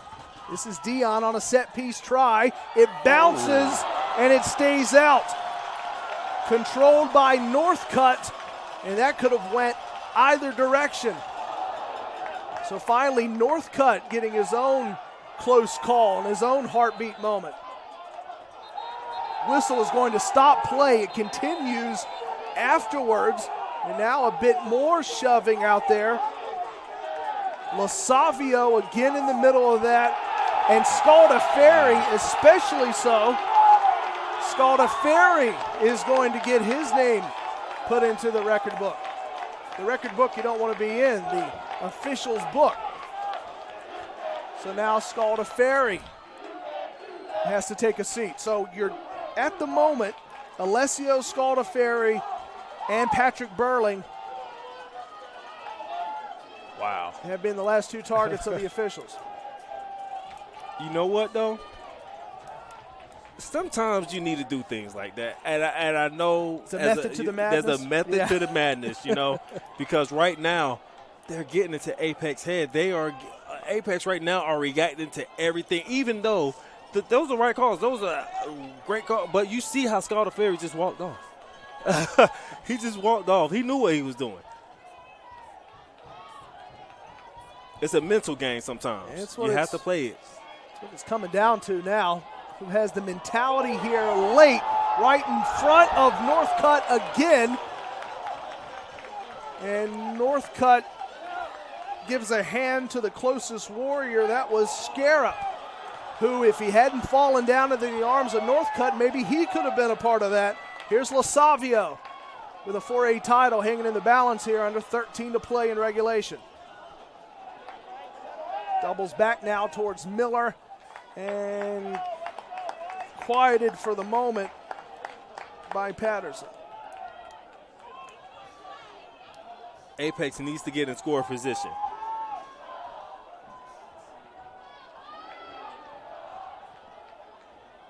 Not playing with any type of energy from what I'm seeing right now. Look like Apex is right now, they look tired to me. I mean, how do you – it is the question of the turnaround we talked about. These two teams, the most recent ones to play in the 4 matchups this weekend. So could that finally rise to the surface and be a story point? Northcutt has to be ready. Yeah. Lurking was Eckel. We go under 12 minutes to play. Coming down to crunch time. That's it. Corey, we are in it right now. This is only the first game, man. We have 3 tomorrow. 3 more tomorrow. and everyone battles for a title. That's what's so great about these championship weekends. Everyone wants the same thing. So yes, it's not like teams are here for anything other than winning a title. So the intensity is kind of baked in, as they say. Yes, it is. Comes your next corner kick for the Warriors. Too much standing around and looking, though, from Apex. I don't understand. There's no movement right there. They're standing on one side where the ball isn't. Consequently, it's picked up now by Ferguson for the Sabres. Now back to the midline and taken over by at the top of the action, Lasavio, who's been as clear and present as you can get. This one bounces the way of Otten. 11 minutes to go. What's going to happen here in a match still tied at 1? Taken over on the try by Beasley. Beasley kind of burrowing his way ahead. And now Beasley has a chance to go one-on-one. Slides it down now towards Ferguson. Out of trouble on that effort from Kabuki, who's one of the human interest stories. I mentioned when I was asking the coaches earlier this week, can you give us some human interest stories? And Eric White said, I got one of the best for you, talking about Rahul Kabuki and his journey from Morocco to the southern United States. And I'll tell you what, though. He's right in the middle of this late. Yeah, I'm sure it's been a big change for him. What an experience. God. Maybe he could try some Moroccan food or some kava, even though I don't think kava is the same as back home, right? No, it's true. No, not at all. Well, here's your next corner kick, and it will be from Kabuki, who will have the honors for the Sabres. They're dangerous down here.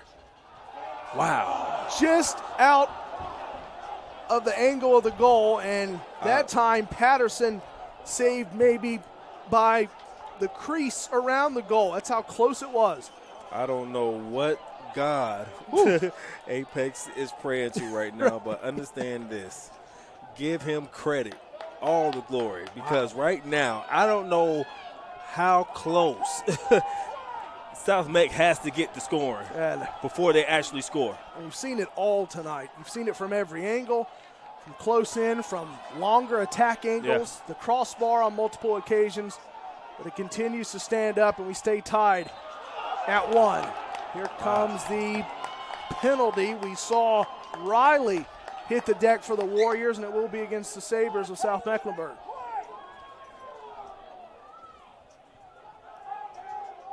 But it doesn't matter because Apex hasn't done anything to take advantage of this. How many free kicks are they going to have? This is another one right here, Trav, for Lasavio, who sends it away. Can they finally punctuate something here?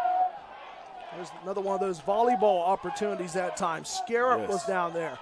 8:35 to go in this match. In regulation and still tied at 1.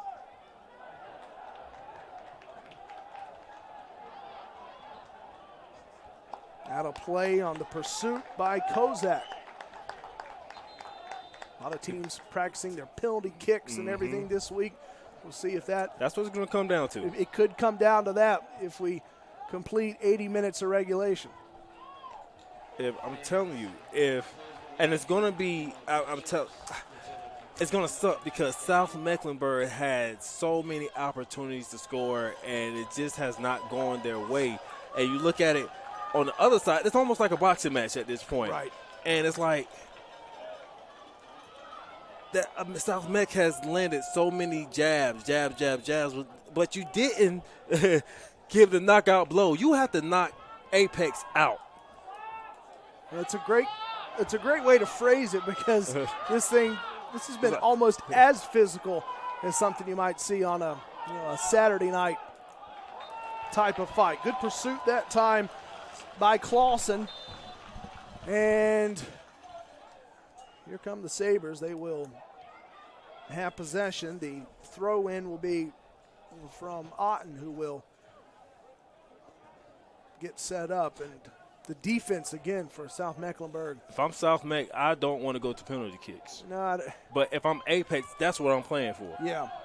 Well, Apex, if you're looking at any one of the teams that's been able to utilize penalty kicks in the playoffs, it would be the Sabres, that's how they beat Audrey Kell on November the 9th to get them to the semifinal game, which ultimately they won to get here. So if you're looking at a team who's the freshest in terms of penalty kicks when they matter, it would be South Mecklenburg. That's how they beat Audrey Kell, 8 days ago. So keep that in mind if we get to that point. Under 8 to play, here's Otten. Up there is Beasley. In the middle of it is Riley. Riley close in step with Eckel. Taken over by Beasley. Taking on 3 players is not smart. And here's Scaldaferri, who's more electric than him. Scaldaferri measured steps. Now sends up the speed, and that one a glancing blow in front of Patterson. But again, it stays out for the Sabres. Warriors trying to work quick here. Up ahead to Eckel. And Eckel pursued by Otten. Otten always there at the right time. Otten has been doing his thing right here, down in this right corner right here. Every time he is shutting that down. No scoring opportunity for the Warriors right now. The pursuits are almost as flashy as the almost goals tonight. This is the ultimate title match. You can see there's nothing being left out there tonight. No. Both teams are leaving it out here on this field, leaving everything they got because, again, this is what we play for. Ladies and gentlemen, we have one heck of a game tonight. Playing for that title. Now look at this, the footwork of Eckel. But Eckel outmatched by the Sabres and Scaldaferri. A surge ahead, it got down to Patterson in the blink of an eye. He's got help from Beasley. As the Sabres back line with Beasley helps out Patterson for the clear with 6:10 to go. Wow. Again, this duo, Eckel and Otten. Eckel swings it ahead. It almost materializes in front of Betancourt. And Betancourt got shoved by Scarab. Scarab started hearing it from his own teammate. And now we've got a yellow card on Jack Scarab, the senior for the Warriors. Trying to figure out what happened. Was that just a late call? What was going on with that? I saw Scarab. He shoved the nearest Saber, and sure. what told me the whole story, Trap, is that his teammate immediately came over and got on Scarab. Yeah. His teammate actually was the first one to meet him and almost kind of gave him his own acknowledgement of, what you got to watch that. We're under 6 to go, and that is now a missing piece for the Warriors. I know we mentioned earlier about not having Burling or Scalda Ferry. Well, they're back now, but now the missing piece for the Warriors is one Jack Scarab, who's a big part of this team. So something else to keep in mind here for the Warriors is you're missing Scarab for the moment. Yeah. The important senior. I'm telling you right now. Refs letting him play right there. That's Kabuki, who was a part of that. Now Burling. Burling. Ooh. The header got that out of trouble. Credit Lasavio to send that one out of trouble and at least save that effort. Was that a header or a head in the way? One of the two. Right. Oh, my goodness. Whatever. It was a great effort. Either way, it helped out Patterson. Yeah.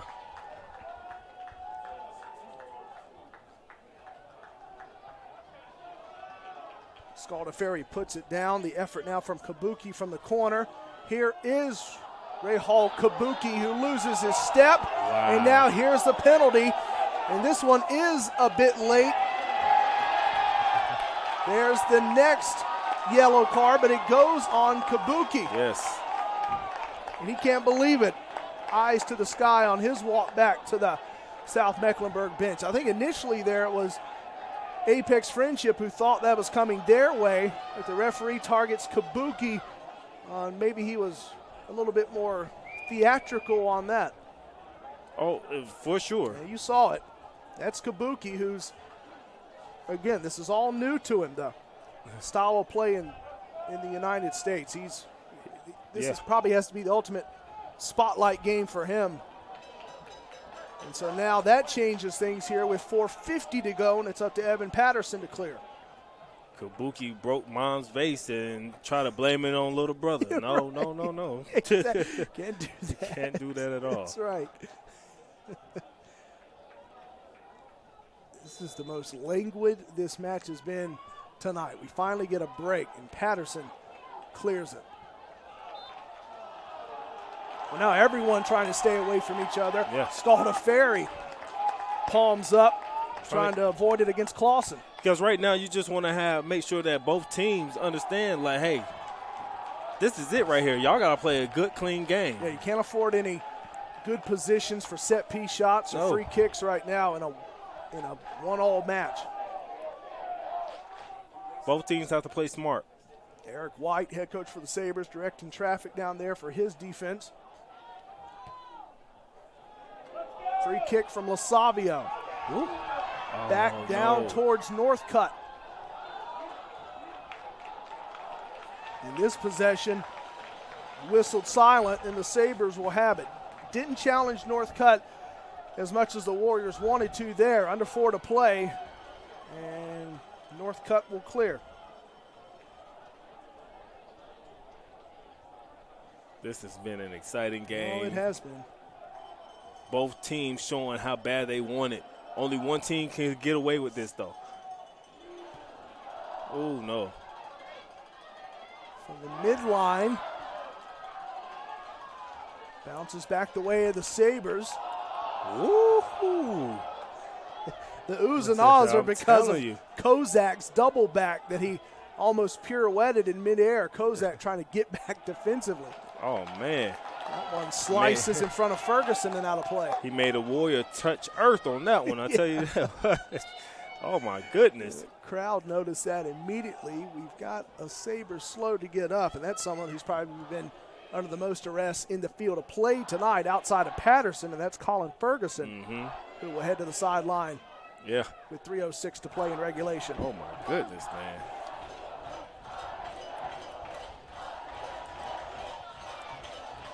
Lasavio again will have the free kick. Or will he? No.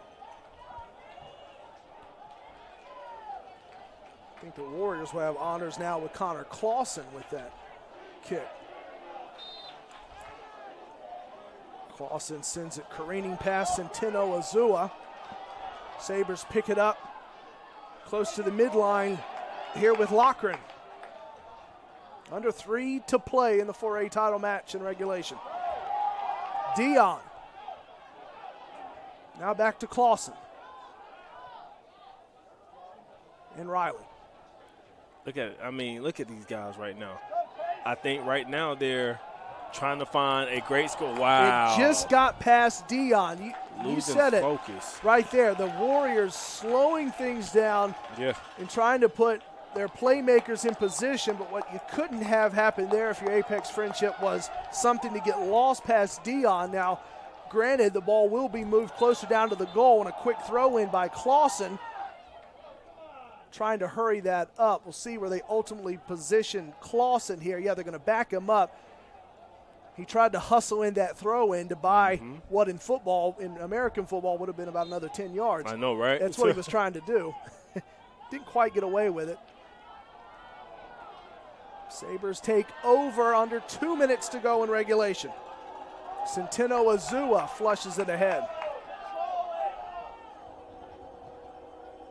That train horn in the distance. We could be hearing a similar horn here in 100 seconds, which would be the end of regulation. We're still tied at 1. Wow, great job by Dion. Dion got to it. Northcutt down there defensively watching all of this. Eckel was there too. Time of the essence. Burling, a late charge with a minute 15 left. Too high. Sales over Patterson on the effort by the senior defender, Reese Waller.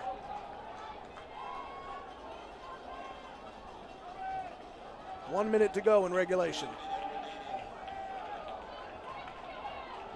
Patterson's most important clear of regulation will come now with Lasavio helping him out. In fact, it'll be Lasavio to clear it himself. Gives Patterson a break.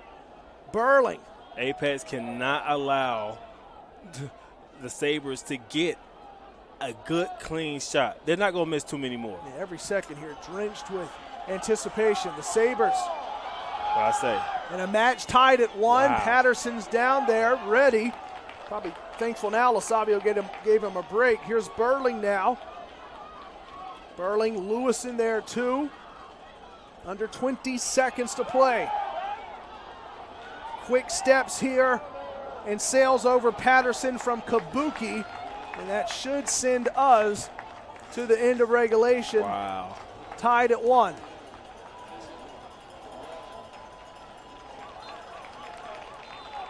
So we play 80 minutes of regulation, and now we get 10 minutes of overtime. I told you, these teams right here have battled it out, and no better way to end a championship game but the penalty kicks, man. The penalty kicks. Let's earn it. So we're going to see the overtime period on the way. And again, we can remind you that you can relive all the incredible moments from tonight's matchup. They're on demand at nfhsnetwork.com. You can also purchase a digital copy. Just click the digital copy button under the event video player, and you can download today's and tonight's broadcast directly to your device. And again, remember, you're watching the North Carolina High School Athletic Association Soccer Championships here on the NFHS Network.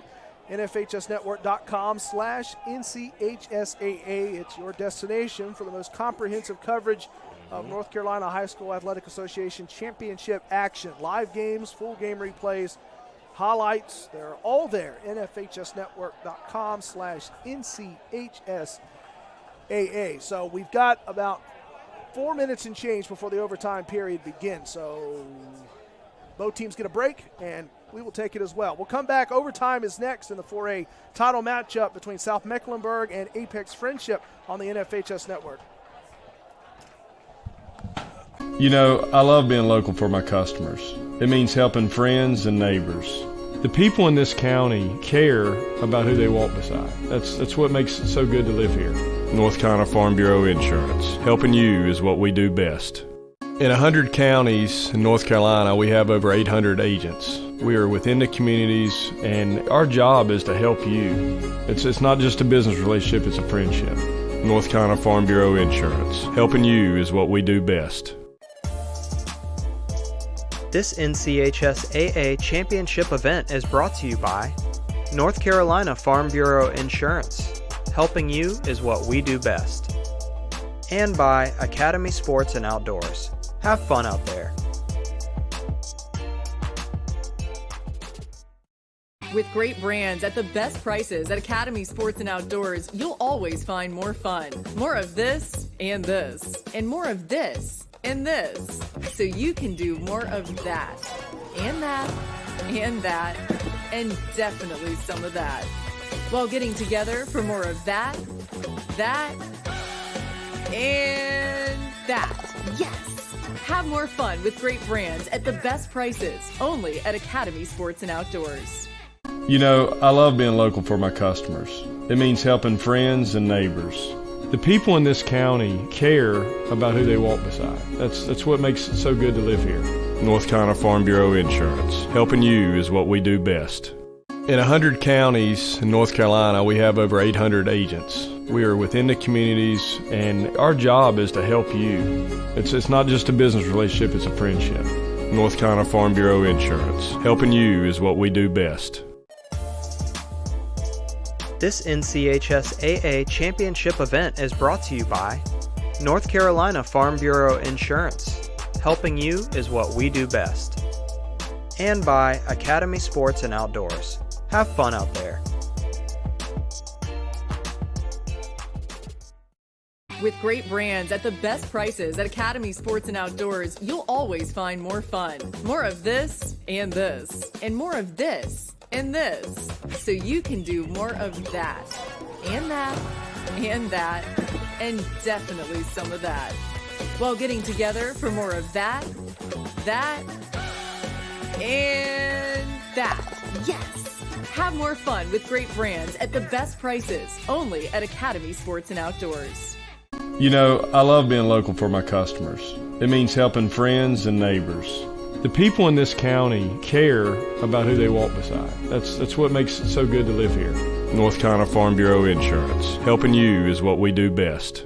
In 100 counties in North Carolina, we have over 800 agents. We are within the communities, and our job is to help you. It's not just a business relationship, it's a friendship. North Carolina Farm Bureau Insurance. Helping you is what we do best. This NCHS-AA Championship event is brought to you by North Carolina Farm Bureau Insurance. Helping you is what we do best. And by Academy Sports and Outdoors. Have fun out there. With great brands at the best prices at Academy Sports and Outdoors, you'll always find more fun. More of this and this, and more of this and this. So you can do more of that, and that, and that, and definitely some of that. While getting together for more of that, and that. Okay, we're back and ready for overtime. Tied at 1 between the Warriors of Apex Friendship and the Sabres of South Mecklenburg. Corey Hodges, the Patriots, I said it again, I can't get away from that. Apex Friendship Patriots and the South Mecklenburg Sabres. I'm not going to look at that anymore. Corey Hodges, Travis Bledsoe, back here with you tonight on the NFHS Network for our coverage of the 4A title match. So we are tied at 1 between the Sabres and the Patriots. This one has reached overtime. So now we go into that tie-breaking format in the North Carolina High School Athletic Association. So here's your overtime period of 10 minutes, and we'll see what happens here, if anyone can score and win this game in OT, or if we may be destined for the penalty kick situation and more to come. But like you said, Travis, very fitting for a 4A title match. Right, very fitting. Very fitting for both these teams. Both teams want it bad. Yeah. And I love it. I love it when it's like this. We don't have no blowout. We don't have a team that's just clearly dominating. Yeah. Now, I say that with reluctancy because South Meck has had so many opportunities to score right there at the goal so many times and could not pull it out. So here's the thing about this. They have to put that in the back. Yeah. They have to put it in the back. Like, you know what? We missed out on those opportunities. But, look, we had 10 more minutes to do it again. Yeah, so the 10-minute overtime period begins. Tied at 1 between South Mecklenburg and Apex Friendship. So you've got extra soccer, and now you've got to dig down again. For all the physical play we've seen, there is still more left tonight. And these two keepers, again, rising to the forefront for sure of the story as well, because now they've got to be counted on as we reverse it back. So it is now Northcutt on that goal to the left, and you get Patterson back down to the right. So that's the thing about overtime as well. You get that keeper swap, and I would say that Patterson probably happy to be away from the left goal, our left, and that left goal. I'm telling you, because he was getting picked on. Oh, he was. Yeah, under duress constantly. And you speak on that. I like that you spoke on that because the size do matter. It does. It really do matter. Certain keepers do prefer a certain side of the goal, a certain side of the pitch and a certain goal. I mean, it seems a little perfunctory, but it's true. It does kind of come down to that sometimes. Yeah. I like that word, too, perfunctory. Yeah, perfunctory. I thought I'd throw that out. Considering I've been saying one of the team's slogans or monikers wrong all night, I figured I'll dip into the dictionary here, the thesaurus, and dig something out. We've only played right now a minute and a half of this overtime period, still tied at 1. Picked up now by Kabuki, who's really been a playmaker in this match and someone maybe we didn't expect to see or at least say a whole lot tonight, but he's right there at the forefront. Coming together with Scalda Ferry and Clausen. Yeah. And this will be Scalda Ferry now from the corner for the Sabres. And he will delineate, and it will be Kabuki with the corner kick. We'll work this angle here, and everyone sets up for the Sabres. Here it comes from Kabuki. It almost looked good, honestly. Races out to Santino Azua. Reversed back in the direction of Clausen, who takes over for Apex Friendship and the Patriots. This is Patterson. Patterson steps back in a quickening pace pursuit and sends it away.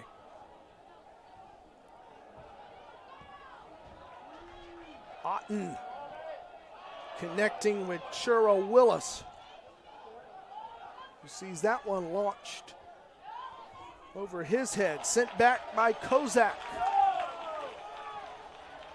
Sabres want to pick up the pace here. They'll try it with Dugan. Slid away to Kabuki, and now Betancourt.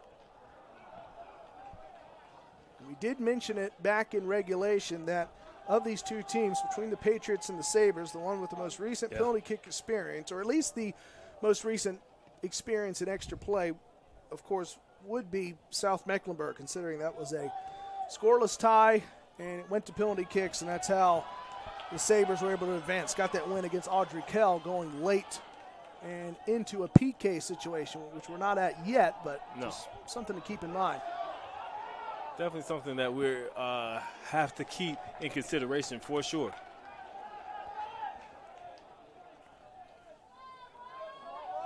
And here we are now, 4 minutes into overtime and still locked at 1. Still locked at 1, and I believe we've been like that for a while now. We have been. Was it Dion's goal tonight? And then on the other side, it was Dugan's goal. That's how Apex Friendship and South Mecklenburg scored their goals tonight, respectively. That one too far past Santino Azua. Patterson with darting eyes that time as well. 5.5 to go in overtime, and this is Patterson's to handle. Yeah, and we sit here, we're calling all the names for South Meck except for Ferguson. We haven't really called Ferguson's name like that, which is actually surprising right now. But that just shows what good of a job of defense that Apex is playing right now. And also, too, he's been under so much pressure tonight. I mean, We've seen Ferguson at least on 2 occasions hurt on the pitch and working his way back up. And he has been involved in most of the scrapes tonight. Centino Azua had it, lost it, reverts back to Kozak. Now sends this one past the midline. A running effort from Otten sends it sky high. It's almost like a duplication of the last 4 or 5 minutes of regulation. Again, Ricky Centino Azua. Wow. Had 2 defenders in front. Catching up to it goes Lewison. Lewison able to buy the Sabres an opportunity here with 4:15 remaining in this overtime period. Apex can't allow a pass, anything, a good pass, a good setup for anything, for any type of score right now. Alessio Scaldaferri from the corner for the Sabres. Great job. That time bounces away the Patriots. Eckel was there. So was Lewison. And now Scaldaferri. Let's grab it. Scaldaferri locked up. Wow. With his defender Riley. And the Patriots have it. Under 3.5 to go in overtime. And this is Alex Miller to lay it down and send it away. I would love to see Apex get a great look at some point. Not saying I'm going for them, but they haven't had a clean look. I would like to see them at least try to get one, and we might get one right here. This could be it. Hayden Joyce sending it towards Northcutt. That's the cleanest look they had since. He talked it up. Right. No kidding. Northcutt hurls it away. Met by Lewison. In the middle of that was Waller. Yeah. Trying to assert himself. Patriots have it.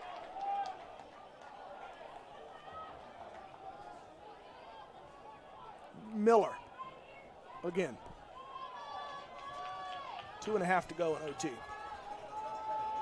Don't have to get it all in this one play right here. I would love to see something, and I don't like that. I don't like that at all. It's that volleyball effort from Miller, who sends it sky high, looking for that to plop down in a friendly spot. So here are the Patriots now with Joyce again. Sabres lurking with Scaldaferri to bother that. Overtime period has just raced by. Here we are, minute 50 left. Still no change to the 1-1 tie. Otten to throw in.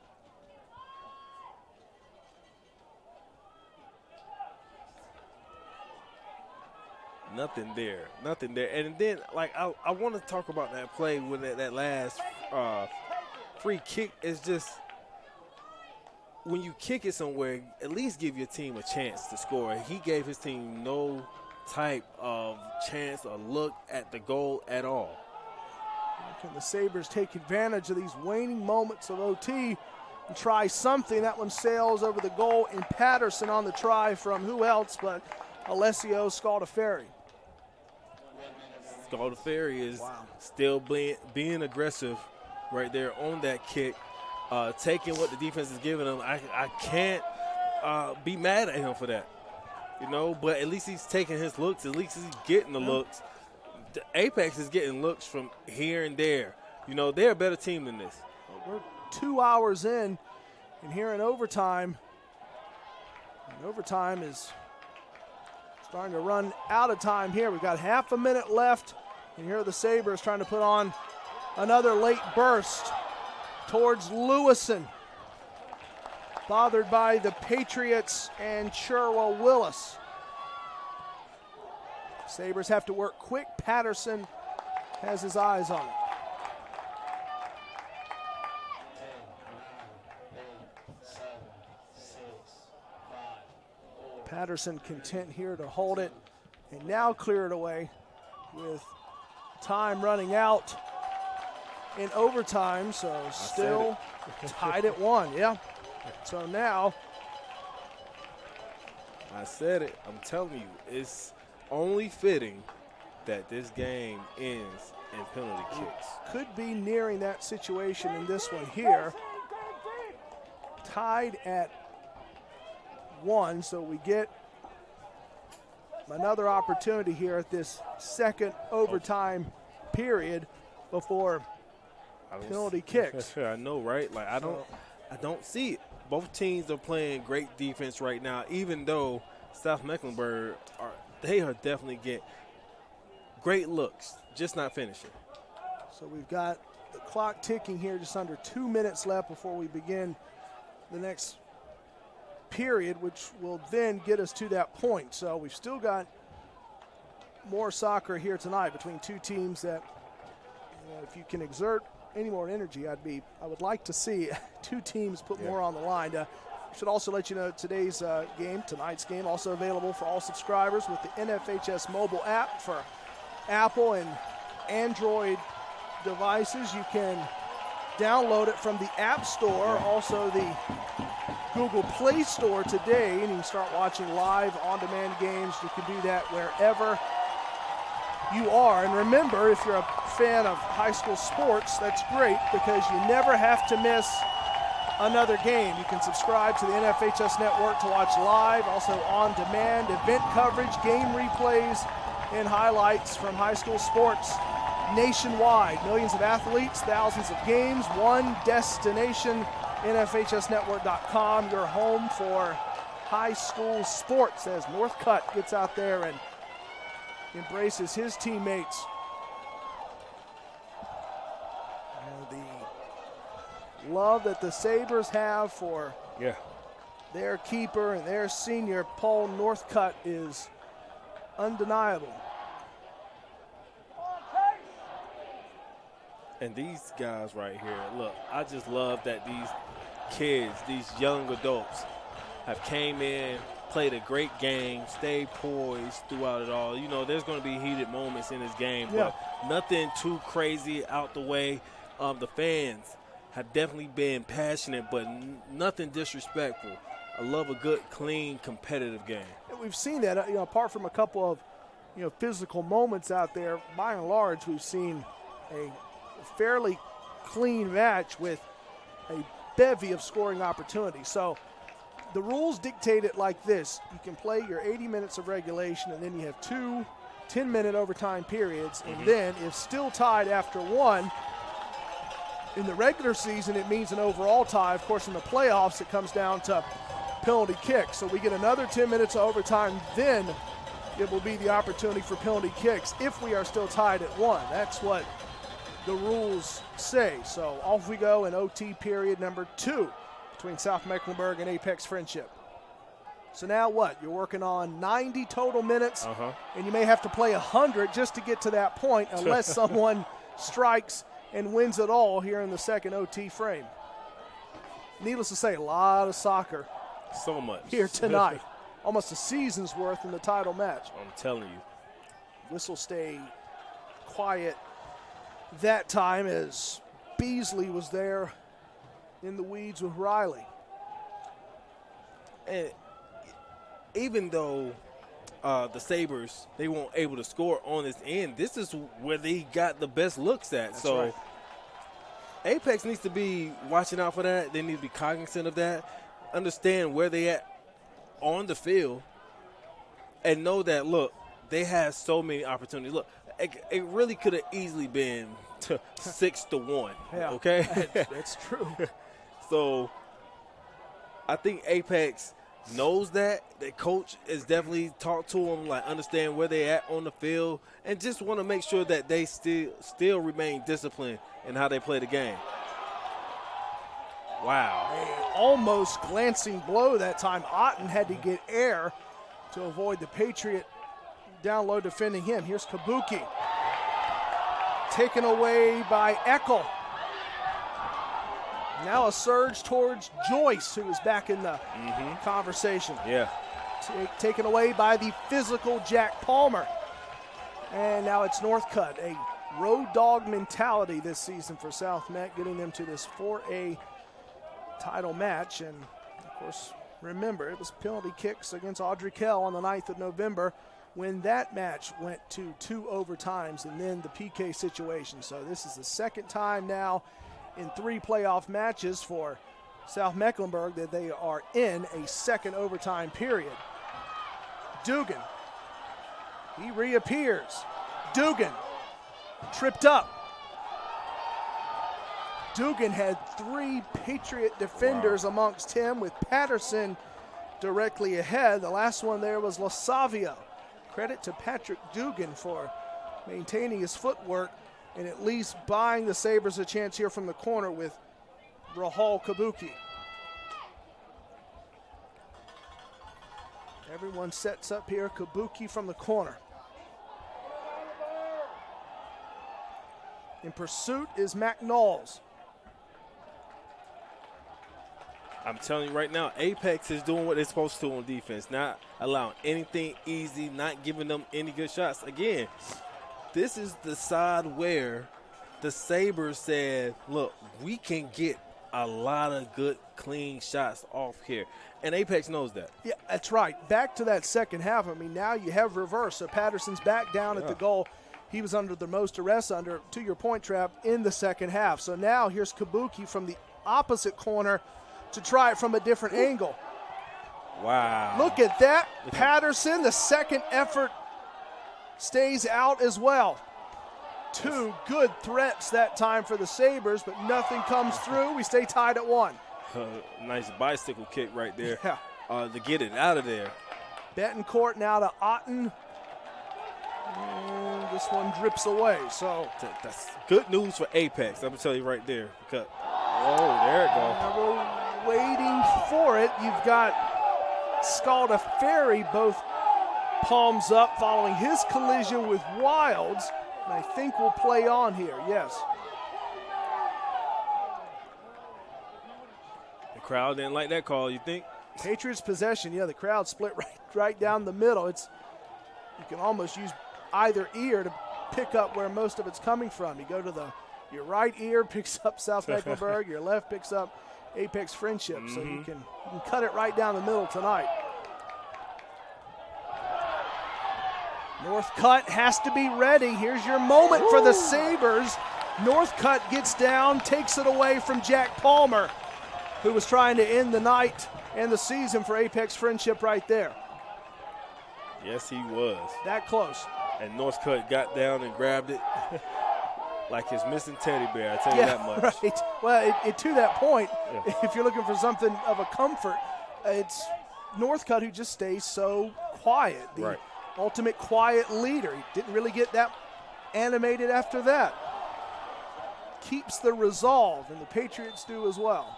Got a player down, and now another injury. And this looks like, again, this is LaSavio. He's had to wear it again. I think it's the same spot, too, on that right shin, lower right leg. And now with emotions as high as they've been all night, Scalda Ferry is again talking it over with the nearby official. LaSavio wants something from that physical contact. You see Beasley chirping at it too with another Apex player. That was Wilds. Beasley and Wilds going at it though, but that's, again, competition. Scalda Ferry working his way back. Yeah. It'll be LaSavio here to set it up for the free kick. With 4 minutes to go in this second overtime period. Batted just past the midline. Beasley. Burling. Again, the Sabres right here can score. This is Kabuki. Wow, too high. That one on the proverbial mountaintop and skiing and sliding away over the goal in Patterson. Sabres will maintain their touch, and it will be Kabuki now from the near side corner. Now, his better angle last time was the top side corner. Didn't quite get as much success from the near side corner, but he'll try it again. He was just down here when he used both corners. Kabuki sends it away. Out of harm's way, backs up towards Loughran, and Loughran just sends that sky high. Yes, they did. But again, you see how the Sabres right now, anytime they are down there, they are threatening to score. We've seen it throughout, and you can look at the numbers coming in, considering the fact that 58 total goals on the season for South Mecklenburg, but their shots on goal tonight have been dizzying and almost innumerable and immeasurable tonight, especially once we've gotten past halftime. Here's Beasley. And Beasley has two defenders in front, but he's trying to take it himself. Beasley slips, Patterson recovers, and Beasley has to get back up. Alex Miller also there defensively for the Patriots. I want Apex to get down the field some. 2:05 to go in the second overtime period. There you go, Patrick. Dion surges it ahead to Eckel. Eckel battling with Otten. Who else but Otten to disturb it? That one too far past Grant Beverly. Couldn't get a touch. Clausen throws in quickly. 98 seconds left in the second overtime period. There's a jersey pull. The fans wanted it.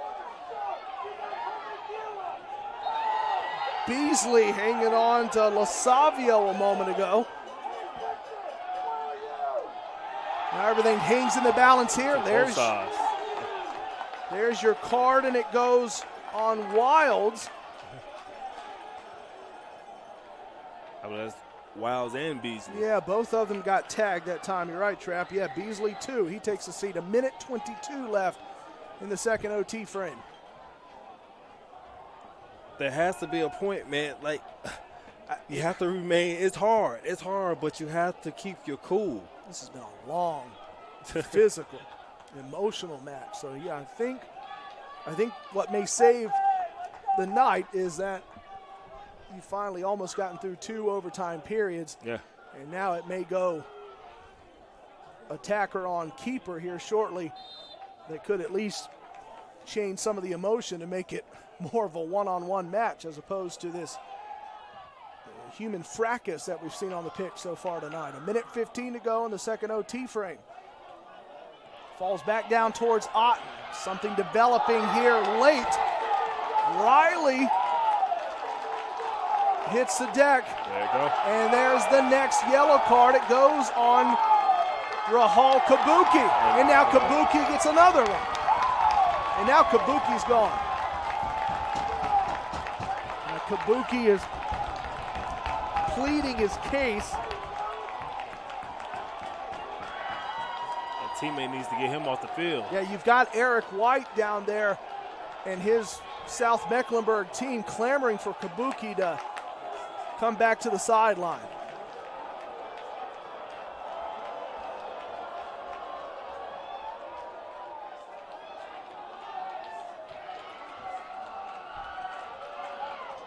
And now, spot of the foul. Dion will have it. Eyes straight ahead with 1:06 left in the second overtime period, and that could be critical. I'm telling you, and this is the wrong person you want. Yeah, tell me. Kicking right. if you're the Sabres right now. You've got Dion, who's already scored tonight. And he has the chance here. This is a player who was so good at facilitating last match. He had 3 assists, all of them, in those 3 goals in a 3-0 match win at Cardinal Gibbons on Tuesday night, which got Apex to this game. He had assist on all 3 of those goals. So now he's trying to assist his Patriots here late, trying to take advantage of this late stage in the second overtime period. Dion taking his time. I'm telling you. Hands on hips, knowing what lies directly in front of him. What a moment it will be for this senior to end a great season, not only for his team, for himself as well, too.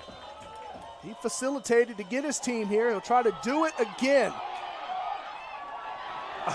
A close try that time from Eckel. He was there, but Eckel couldn't quite get it back towards the goal to challenge Northcutt. Now the Sabres trying to put their foot down here with Burling.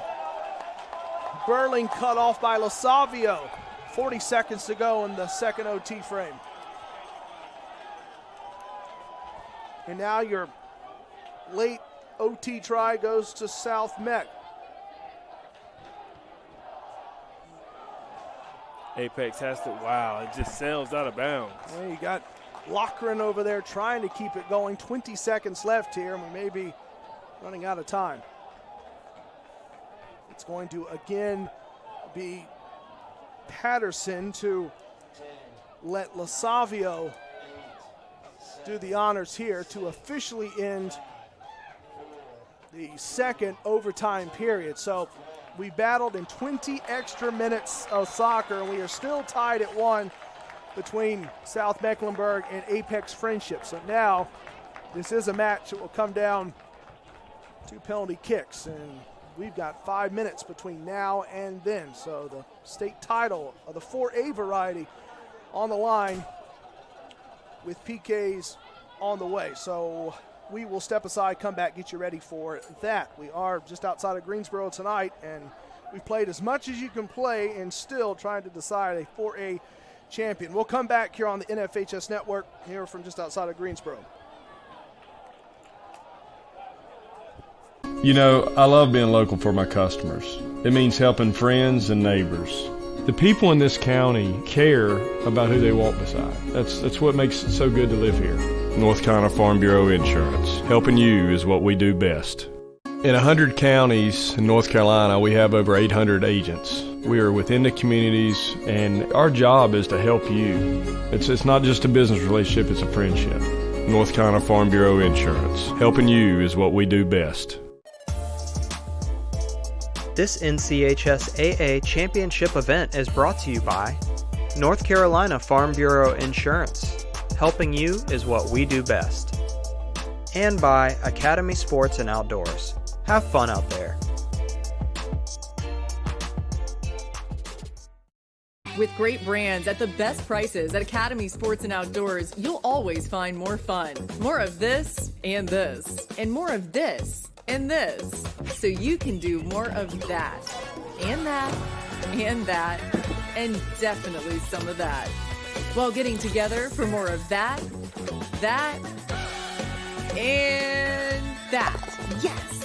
Have more fun with great brands at the best prices, only at Academy Sports and Outdoors. You know, I love being local for my customers. It means helping friends and neighbors. The people in this county care about who they walk beside. That's what makes it so good to live here. North Carolina Farm Bureau Insurance. Helping you is what we do best. In 100 counties in North Carolina, we have over 800 agents. We are within the communities, and our job is to help you. It's not just a business relationship, it's a friendship. North Carolina Farm Bureau Insurance. Helping you is what we do best. This NCHS AA Championship event is brought to you by North Carolina Farm Bureau Insurance. Helping you is what we do best. And by Academy Sports and Outdoors. Have fun out there. With great brands at the best prices at Academy Sports and Outdoors, you'll always find more fun. More of this, and more of this, and this, so you can do more of that, and that, and that, and definitely some of that, while getting together for more of that, and that. Yes! Have more fun with great brands at the best prices, only at Academy Sports and Outdoors. You know, I love being local for my customers. It means helping friends and neighbors. The people in this county care about who they walk beside. That's what makes it so good to live here. North Carolina Farm Bureau Insurance. Helping you is what we do best. In 100 counties in North Carolina, we have over 800 agents. We are within the communities, and our job is to help you. It's not just a business relationship, it's a friendship. North Carolina Farm Bureau Insurance. Helping you is what we do best. This NCHS-AA Championship event is brought to you by North Carolina Farm Bureau Insurance. Helping you is what we do best. And by Academy Sports and Outdoors. Have fun out there. With great brands at the best prices at Academy Sports and Outdoors, you'll always find more fun. More of this and this, and more of this and this. So you can do more of that, and that, and that, and definitely some of that. While getting together for more of that, and that. Yes! Have more fun with great brands at the best prices, only at Academy Sports and Outdoors. You know, I love being local for my customers. It means helping friends and neighbors. The people in this county care about who they walk beside. That's what makes it so good to live here. North Carolina Farm Bureau Insurance. Helping you is what we do best. In 100 counties. It's time for penalty kicks in this 4A title match. The Sabres of South Meck just did this 2 matches ago against Audrey Kell to get to Hickory Ridge. A 1-0 win against Hickory Ridge got South Mecklenburg here to face the Patriots of Apex Friendship tonight. 5 tries per side. Whoever gets to the number first wins it in penalty kicks. So momentum to start the penalty kick period, always critical. And the Sabres of South Meck, the number 24 seed, beat Audrey Kell on November the 9th 4-2 on penalty kicks. The last time the Sabres were in this situation, they had their opportunity to put it away.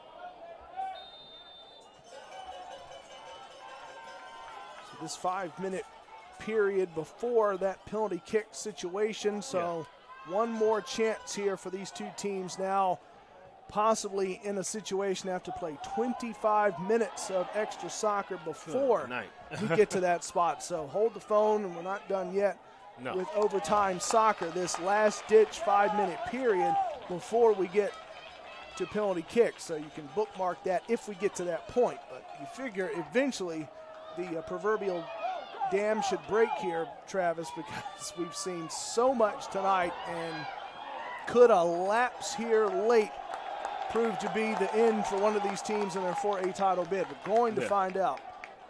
Yes, we are, for sure. These guys right here, I'm telling you, I don't see any one team decided to, to allow the other team to score right here. I just don't see it. And batted away on the effort from Riley. No team right now is budging. Haven't budged since those goals from each side in the first half. We haven't had anything in terms of scoring since halftime. It's like they locked in. Both teams locked in for sure and said, you know what, y'all going to have to earn these. Again, you're looking, too, at this Sabres team that's a 24 seed trying to win this title, and there's been a situation with this before for South Meck. And in fact, Eric White talked about it earlier this week with us. You look at being a 24 seed and kind of how that goes, and it's all about playing yourself into a position here in these playoffs to be able to get to where you need to be. And Apex knows something about this as well. They especially so, talking about 24 seeds. We'll touch on that in a second. Right now, though, it's the Sabres in an opportunity here for Loughran. Headed out of trouble. He tries to get back to it. I'm telling you. This is That's Patterson who bats it away on the try by Burling. Patterson thought it was going to be an easy goal to stop. No. He had to actually get down on the ground, get some grass stains on those pants down there. That's Patterson, who continues to be under duress. But this is what actually was for Apex. And talking with Matt Pugliano, he was talking about this. He said they were a 23 seed, talking about Apex Friendship. They were a 23 seed last year, and they made the regional finals. And, of course, he's over here looking at South Meck. They're the 24 seed, so some similarities right there. Scalda Ferry. Patriots take over. Wow, and just lost it like that. I'm telling you. Intercepted with the feet by Lewison. South Meck has some guys on this team that can recover so quickly. Once you think they have a run, Apex has, here comes South Meck getting the ball back quickly. Look at this. Wow. Riley and Eckel. Still up with it was Eckel. Ooh. Batted away and out of the periphery of the South Meck keeper, Northcutt. Let me tell you, Joyce, had he been just a couple of feet back, just a step back, that would have been a goal. Yeah, Eckel and Joyce, you're right, that time.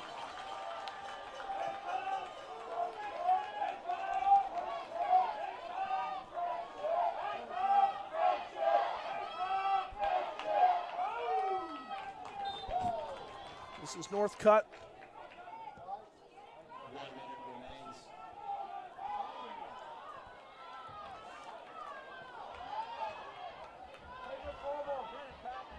Do you think any of these teams would think they would be playing this long of a game? If you're South Meck, you're right back here again. You had to go through this just 2 matches ago against Audrey Kell. So but they probably didn't want to have to do it again so soon. But again, like the adage always goes, as we hit the 30-second mark here, is that you've got the finish line in sight, and you put everything that you've got left out there. Here's Burling. Right. Out racing his defender. Burling, a sliding try by Wilds. Header out of trouble. See if they can get a last-ditch effort. Nope. Here you go. Waller there, late there. Developer. Patterson sends that one away on the try by Beasley. Wow. Still tied at 1. But that was that note. You know, the similar style. This is probably why all this is going on. I mean, really, if you dig into it, Trap, it's probably something we should have expected. You know, a similar style for these two teams. You know, like to dribble a lot. You're seeing so much great footwork tonight, the athleticism, everything. It almost is, it's almost kind of perfect in a way that this match has developed the way that it has. We do want to remind you again on this Friday night, as we work past the 2.5-hour mark of this 4A title match, that you can relive all the incredible moments from tonight's matchup. They're on demand at nfhsnetwork.com. Digital copy also available for purchase there. You can click on the digital copy button under the event video player to download today's broadcast. You can do that directly to your device. Today's game also available for all subscribers with the NFHS mobile app, and that's for Apple and Android devices. And guess what? You can download that as well from the App Store, also Google Play Store today. You can start watching live, also on-demand games wherever you are. So that's how you can do all of that. Remember, 3 matches tomorrow as well. We will decide the 3A, 2A, and 1A champions tomorrow. So that will be exciting. We'll see the likes of First Flight, Community School of Davidson, Hickory tomorrow, also Greystone Day, all of that starting at 11 a.m. tomorrow. So join us for a full day of soccer. We'll be here for about 9 hours tomorrow. So, oh, my goodness. With breaks in between and food and everything. So. Yeah. And, you know, what else? I'm having a good time. What else would we be doing on Saturday except looking at fantasy football lineups for Saturday? Look, let me tell you something. Absolutely. Better to be out here and and enjoying this with everyone who's joined us tonight. And also, I'm in a basketball fantasy now, Oh, and that gosh. is terrible. I to try bet to so. keep up with. I'm like, oh my goodness. I was probably dangerous. I don't think anybody should do this, but I was setting my lineups on the way here for basketball. I was like, oh, it's almost 7 o'clock. Hold on. Doing that every night of the season, it's what a terrible. headache. Whew. Man. Well, to that point, I mean, you can overload it there. You can overload it with the soccer state finals, too. Here we are, this second 5-minute period before we get to those aforementioned penalty kicks. So now you are, 25 minutes of overtime soccer. The math is easy, plus the 80 minutes of regulation. So 105 minutes of soccer in. We're almost creeping up on 2 full hours of soccer here, and yet we are still deadlocked at 1 between South Meck and Apex Friendship. So squeezing every bit of life out of this 4A match tonight. Every bit of possibility being expunged here tonight. We're going into rules. I didn't even know it was a rule. I know. There it is. Ooh. Speaking of that, the rule of the night is not to challenge these keepers. Northcutt was challenged again. He had to go sky high with Joyce in his periphery, and Patterson, like Northcutt, like Patterson, have been just indefatigable tonight. I tell you, Northcutt looking like Randy Moss out there with that catch. My goodness. His aerial pursuit once again at the forefront of this match to keep it locked at 1. Here's Burling. Scalda Ferry against Clausen. Scalda Ferry has been a magician with that ball today. Look at him. To Burling. Burling, that one just slides by past Patterson. Yeah, Patterson again. These two leaping keepers was locked in on that try. You've gone all this way. You try now to bring this match to its ultimate culmination point. If you've gone this far, you might as well go the full distance, and we have seen it tonight, and that was one of our stories. It was one of our keys to the match, Travis, was how do you get it past these keepers? Well, since the 2 combined goals in the first half, no one's been able to do that. So. No. And I'm telling you, it's tough, man. It's tough. That's why I said earlier in the second half, a long time ago. Yeah, right. Almost, 40 minutes ago. Yeah. That whoever the team scored will win the game. Look at Northcutt do it again. Just sneaking in there. Northcutt's dexterity and love for the air has matched that of Patterson's stern resolve. So the keepers, once again, the brightest shining light so far tonight. It is awe-inspiring what Northcutt continues to do on his bounding leaps and soaring swats. And we're seeing 2 types of goalies right here. Exactly. Doing it effectively in their own way. This has been quite the show tonight, as we expected that it would be, between these 2 keepers who are keeping this match. For sure. Still tied at 1 in this final extra frame. Santino Azua trying to get around Joyce. Held out by Chirwa Willis. Tries to get back, can't get a step on Lewison.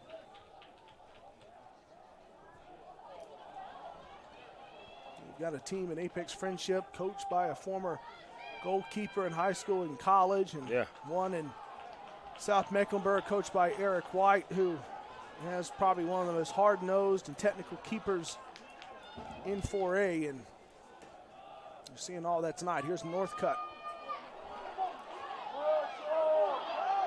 And Northcutt has to pursue out as far as he has tonight with Joyce there nearby as we go under a minute here in the second 5-minute period. And a late burst cut off by Palmer. The physical Palmer was Joyce. Clock ticks 40 seconds and under, so the setup for the corner kick has to be sped up by Dion, who now slows it down. After he had the initial placement, arm extended, he sends it straight away. Wow, there goes That was Northcutt again. Northcutt, absolutely. Now it does take a friendly Patriot bounce because he got back to it. Now the Sabres in the middle of it. Ooh, here it is, back towards Northcutt. Too far. Wilds was there, sent back past the midline. Scalda Ferry. Wow, great job. Won't have time to get to it. And we have now finally reached penalty kicks. You look at the absolute exhaustion for Northcutt. He's still down. Now he jumps his way back up. Enough energy to even do that, unassisting himself off the pitch surface. Both of these keepers are being applauded and congratulated for their efforts. I'm telling you, I mean, like, because right now, look, he just want to take a little break. Right now, he should be laying down in his room right now, because that's how long this game been going on. That's Janae Aiken down there. Janae was the first one to come up to Northcutt to say, way to go, and embracing him. So now the stage is set for us to go one-on-one, and that brings back the story from earlier about how the most recent team to do all this in penalty kicks was South Meg. They did it against Autry Kell, so we get to see that again. So if you buy into any of that stuff, Travis, about the most recent team to be in a penalty kick situation and who came through on it, it would be South Mecklenburg. So if anyone's, I guess, more well-versed, more, if you want to go recency bias here, you would favor maybe South Mecklenburg in this upcoming penalty situation. But there's two schools of thought on that. I'm sure you'll probably agree is that For sure. they are the most recent team to be involved in it. But is the drain of this match, and for things to change now to a one-on-one contest here in the best of 5, that kind of changes the complexion. Now it's been reduced to that, as again, you've played as much as you can. So each coach selects 5 players for their penalty kicks, and then you go best of 5. Whoever gets there first. Man, oh man. Hey, look, if every soccer game is like this, count me in. Yeah, this is, All right. if we get this tomorrow, it's going to be an even longer day because I'm telling you. we're knocking on almost 3 hours of this match. But Yes, again, we are. when you get to the state finals, you know this as well as anyone, you kind of expect things to go the full distance because what else is left but a title? And then I don't know what the other. I have to look it up. As far as the championship game, the 4A championship games have been in the past, but I'm just going to go down and say this is the best one of all time. Yeah, it's been good. I mean, we've got a full media guy that'll take you right back through all of the 4A championships. You can go back to all the way back to 1986, Good night. and you can find the likes of Cardinal Gibbons over Weddington last year, 1-0, 3-0 New Hanover over Huff before that. Cardinal Gibbons again, 3-0 over Myers Park. So if you just want to look at things in terms of the overall final tally of victory, well, this is probably the closest one we've had since Cardinal Gibbons over Huff back in 2017, which was at Dale Stadium on the campus of NC State. So that's kind of where things are. Probably one of the best title matches in 4A in at least 6 years. For sure. And this has been, everybody has this type of style of games that they want to see. Some people love a game like this that's back and forth defensive game. Then you have other people that just love a scoring game. And a high scoring game, I mean 3-2. Yeah, and ever since we had the break at the half, it's been still on that same point. So, again, kind of all eyes go back. And then, like you talked about it earlier, we all talked about it earlier, both teams just played Tuesday. That's right. And we talked about how if they would be ready, how exhausting would this game be for them since they just had a quick turnaround. Now, they are working on fumes right now. They are moving off on fumes. These guys are tired. Not to mention, also, these are high school students. They had to get up for school this morning. They had to leave from wherever they was at earlier than usual, doing practice, have to turn it. This is almost the end of the quarter, if I'm not mistaken. That's right. As well. So they got to turn in work. They got to do – they have to be students first before they're athletes. So a lot is going on with them right now. I know they are begging for a Thanksgiving break, okay? Yeah.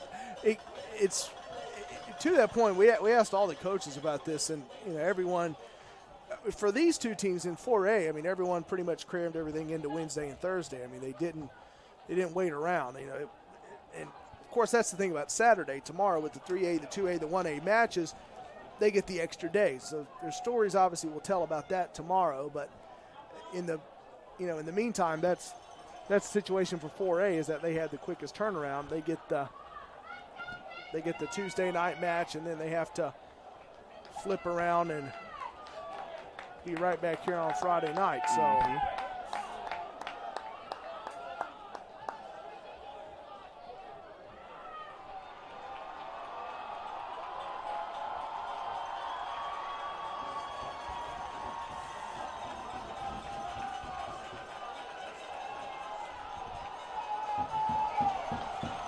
Love this. I love how the crowd is getting into it. Both keepers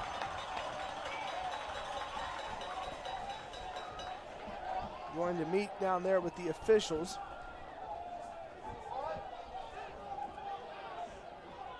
Official at the midline too, and here comes your selection. 5 players per team get a chance. And first up for the Sabres of South Meck will be Will Otten.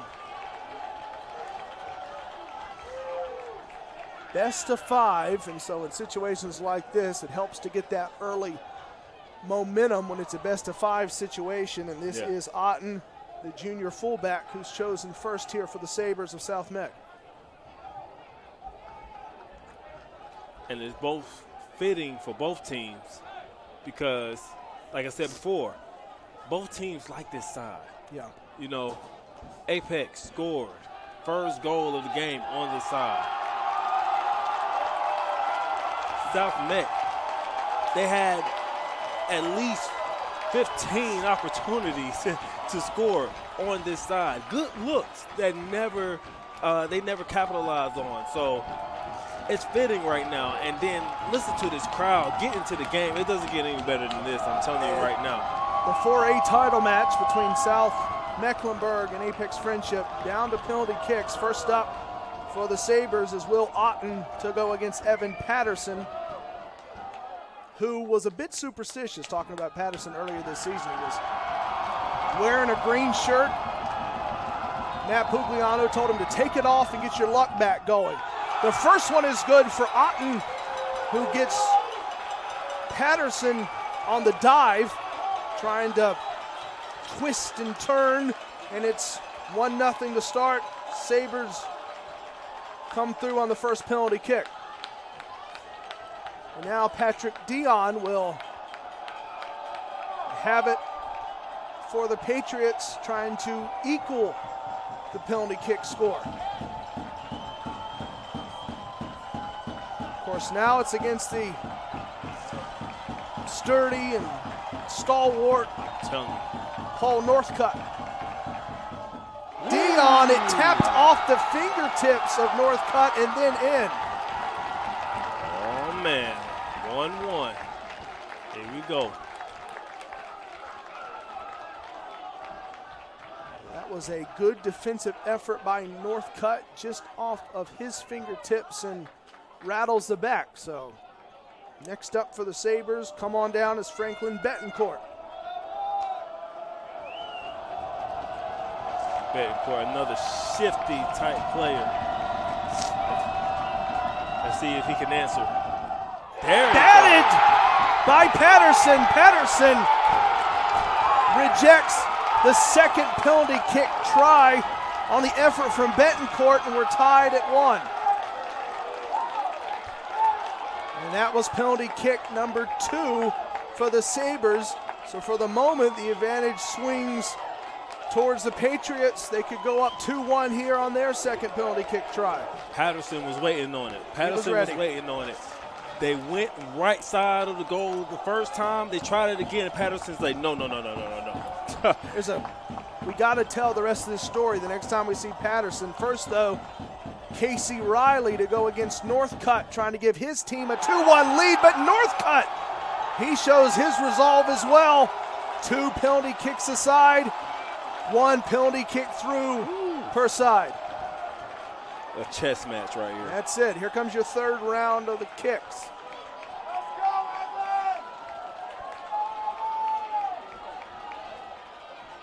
Next up is Gavin Beasley. Here's that story, though, talking about Evan Patterson. It was back during SWAC play. In fact, it was it was during a game against Apex as well, to where he got his momentum going. Ooh, that one bats off the top of the crossbar and doesn't stay true by Beasley. Still tied at 1 on the third penalty kick try for the Sabres. That top crossbar has been the Achilles heel for the Sabres tonight. Oh my goodness. Wow. Okay. Dial it up.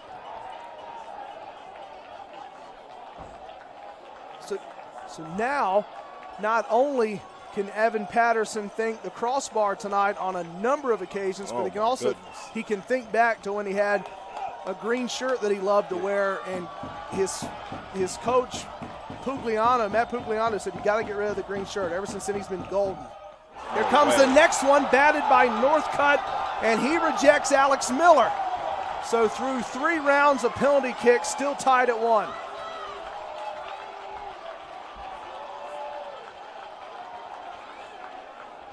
The pressure is on. Oh, what a night. Oh, wow. That Northcutt kicking now? Keeper on keeper. Barely anyone's been able to get anything by these 2 keepers tonight. Maybe one of them can get it past the other. Talk about bragging rights right here. Northcutt gets it past Patterson.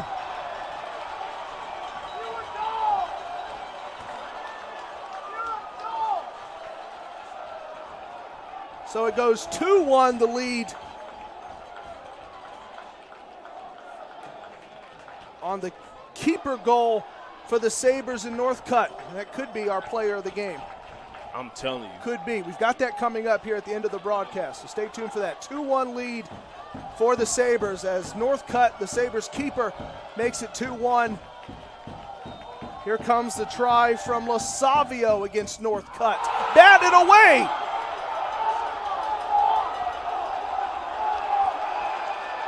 Official waves this off. Oh, is he going to do it again? I think Lasavio is going to have a second effort. Official ruling that time that maybe Northcutt was a bit out of position.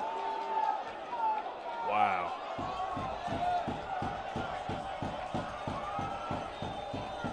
Lasavio needs this to tie it to the penalty kicks, and he got it. Way to answer this. Wow. That's... So we're going into the 4th round of the kicks here, tied at 2.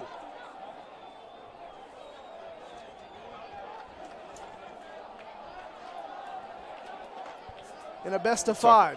You talking about, I mean, it doesn't get any better than this. This is good. It doesn't get any better than this. This is Patrick Burling now to go against Patterson, to give his Sabres a 3-2 lead in penalty kicks. Wow. Burling drills it past a spinning Patterson, and the Sabres go up 3-2 here in the 4th round.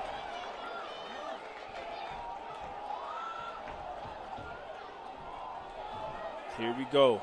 And if you get an answer here from the Patriots and Joyce, then that would mean that the first team to hit it in the 5th round would win the title. So this right here could decide a lot. It pretty much could decide whether we're playing this 5th round of penalty kicks. Oh, my goodness. Joyce against Northcutt. Woo! Joyce got it. And now we go to the 5th round. 3 apiece. What do you say, Travis? 6 rounds. 6 rounds. Okay, Yeah, 6 rounds of penalty kicks. That's right, because we've got that. We have to go to 6 now because of the situation with it being tied. It's like volleyball where you get that extra. Yeah. Where you get that extra. Yep. I'm getting through this tonight. I could write a book on this tonight. All right, here's. What? Now I'm ready to get on the field and play. Let me go buy me some soccer boots. Mac Knowles. Pass Patterson.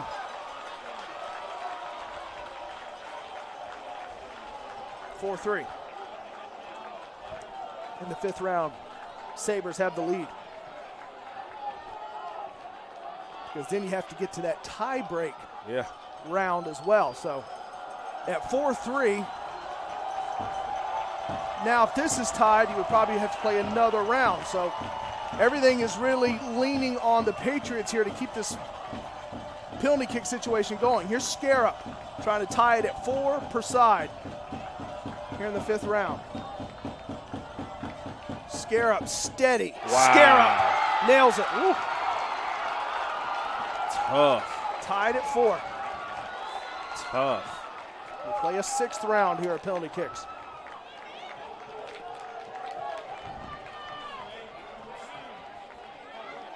I'm telling you, man, neither team, I'm telling you, it's like mirror images right now. Ice in their veins. This is amazing right here. Tied at 4, penalty kicks aside here in the 6th round.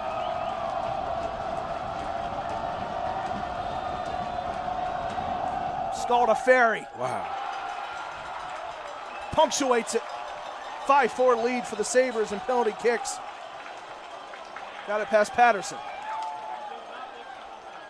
Now to keep it going, to force another round, here comes Scott Wilds. Because now, just like with volleyball, you've got to have that 2-point edge. You've got to have that edge. It cannot be locked up. So yes, that is true. Someone has to get the extra edge.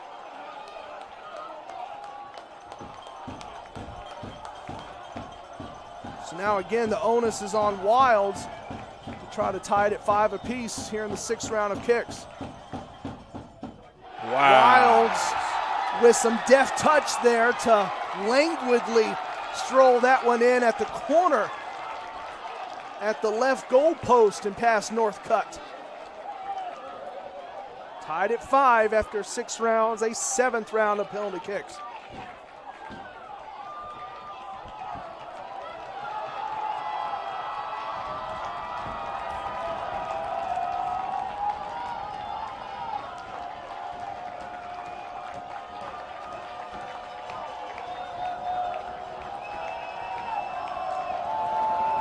Reese Waller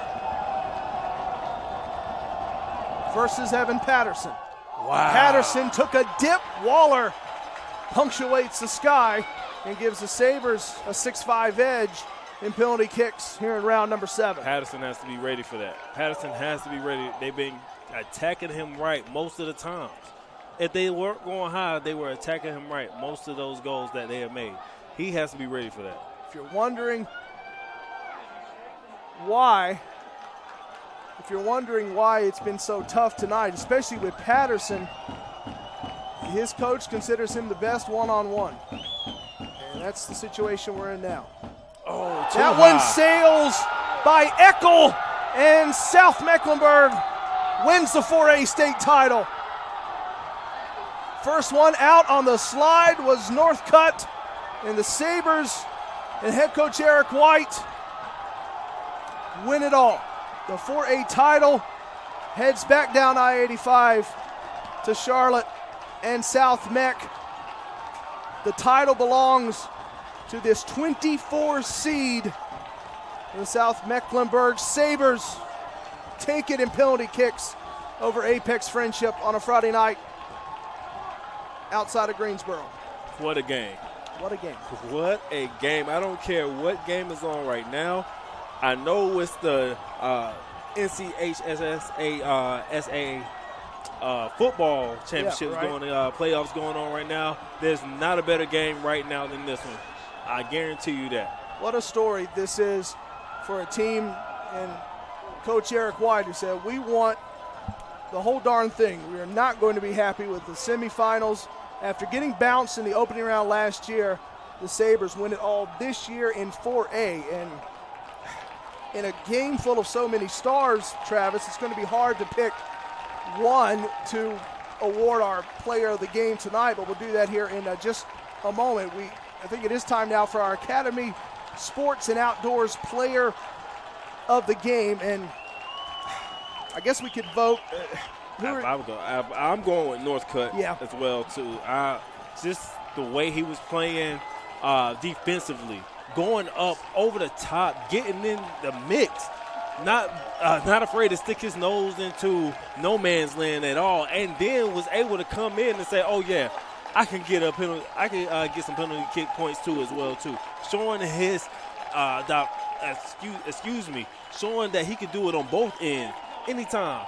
But this guy right here has been a big part of South Meck's success, not only throughout the whole season, but tonight as well. Came through when they needed him to. Paul Northcutt, he is our Academy Sports and Outdoors player of the game as South Meck wins it all in penalty kicks for the 4A title match. And a final note about Northcutt, fitting because he's described as the heartbeat of this group. Again, a 24 seed winning the 4A title, and for the second time in 3 matches, South Mecklenburg wins it in penalty kicks after all of the overtime and the penalty kick scenario. They got Audrey Kell to set up the penultimate matchup with Hickory Ridge, and they go to penalty kicks again to win it all. The 4A title belongs to South Mecklenburg and the Sabres. So that wraps up our Friday, and you filled as much in as you possibly could. We go almost 3 hours tonight.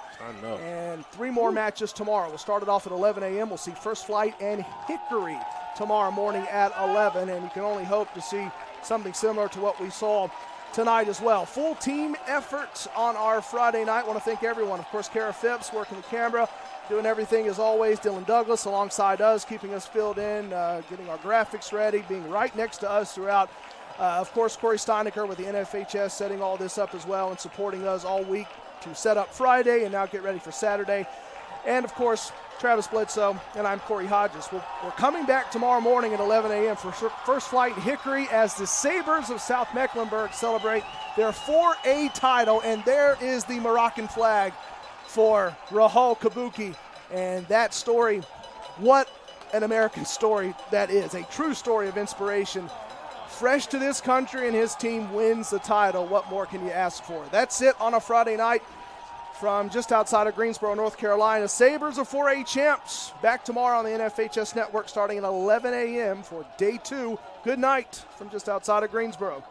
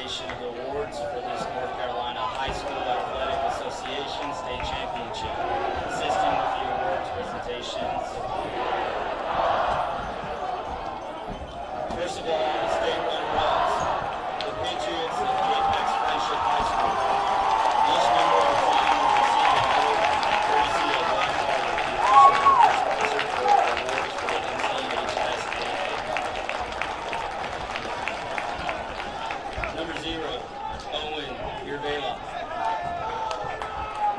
Number 2, Nicholas Barman. Number 3, Bennett Headley. Number 4, Gabe Garfield. Number 5, Preston Chirwa Willis. Number 6, Gabe Kirk. Number 8, Joe Simpson. Number 9, Delaney Hamilton. Number 10, Casey Riley. Number 11, Scott Wild.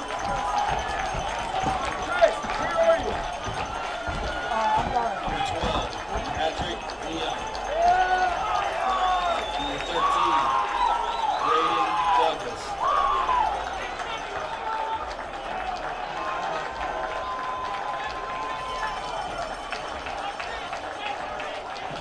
Number 14, Connor Clausen. Number 15, Alex Miller. Number 16, Drew Murray. Number 17, Jack Wall. Number 18, Jacob Logan Castano. Number 20, Hudson Kozak. Number 21, Dylan Troy. Number 22, Killian McCarthy. Number 24, Jack Skirrow. Number 25, Josiah Smith. Number 26, Pablo Salazar. Number 27, Griffin Patrick. Number 28, Malachi Watson. Number 29, Carter Eckel. Number 30, Owen Samaya. Number 31, Hayden Joyce. Number 32, Evan Patterson. Number 33, Noah Quinn. If the captains and head coach of Apex Friendship would now come forward to accept the state runner-up plaque.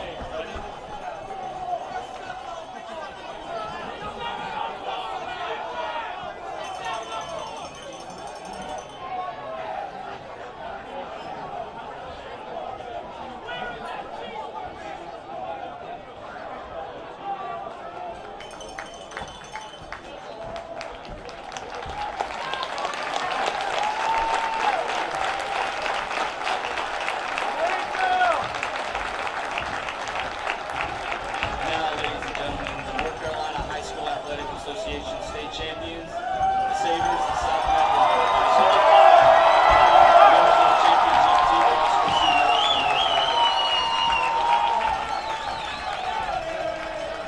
Carolina. Number 0, Jack Lehman. Number 0, Paul Northcutt. Number 1, Mendez Aguirre. Number 2, Griffin Lewison.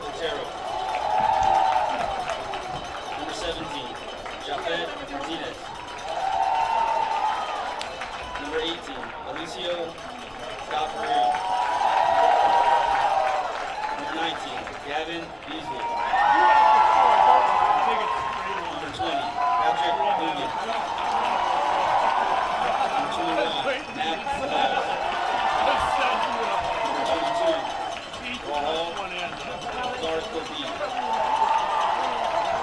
23, Jack Palmer.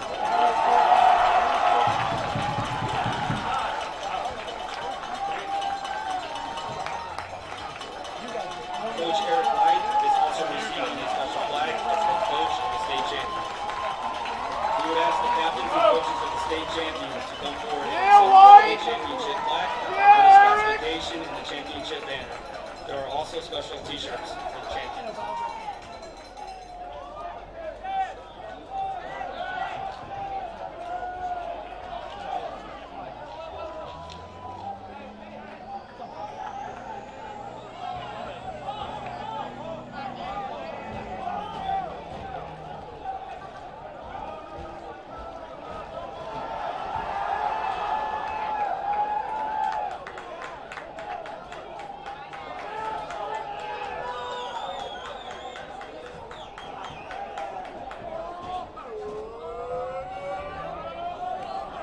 There were a number of outstanding performances in this championship.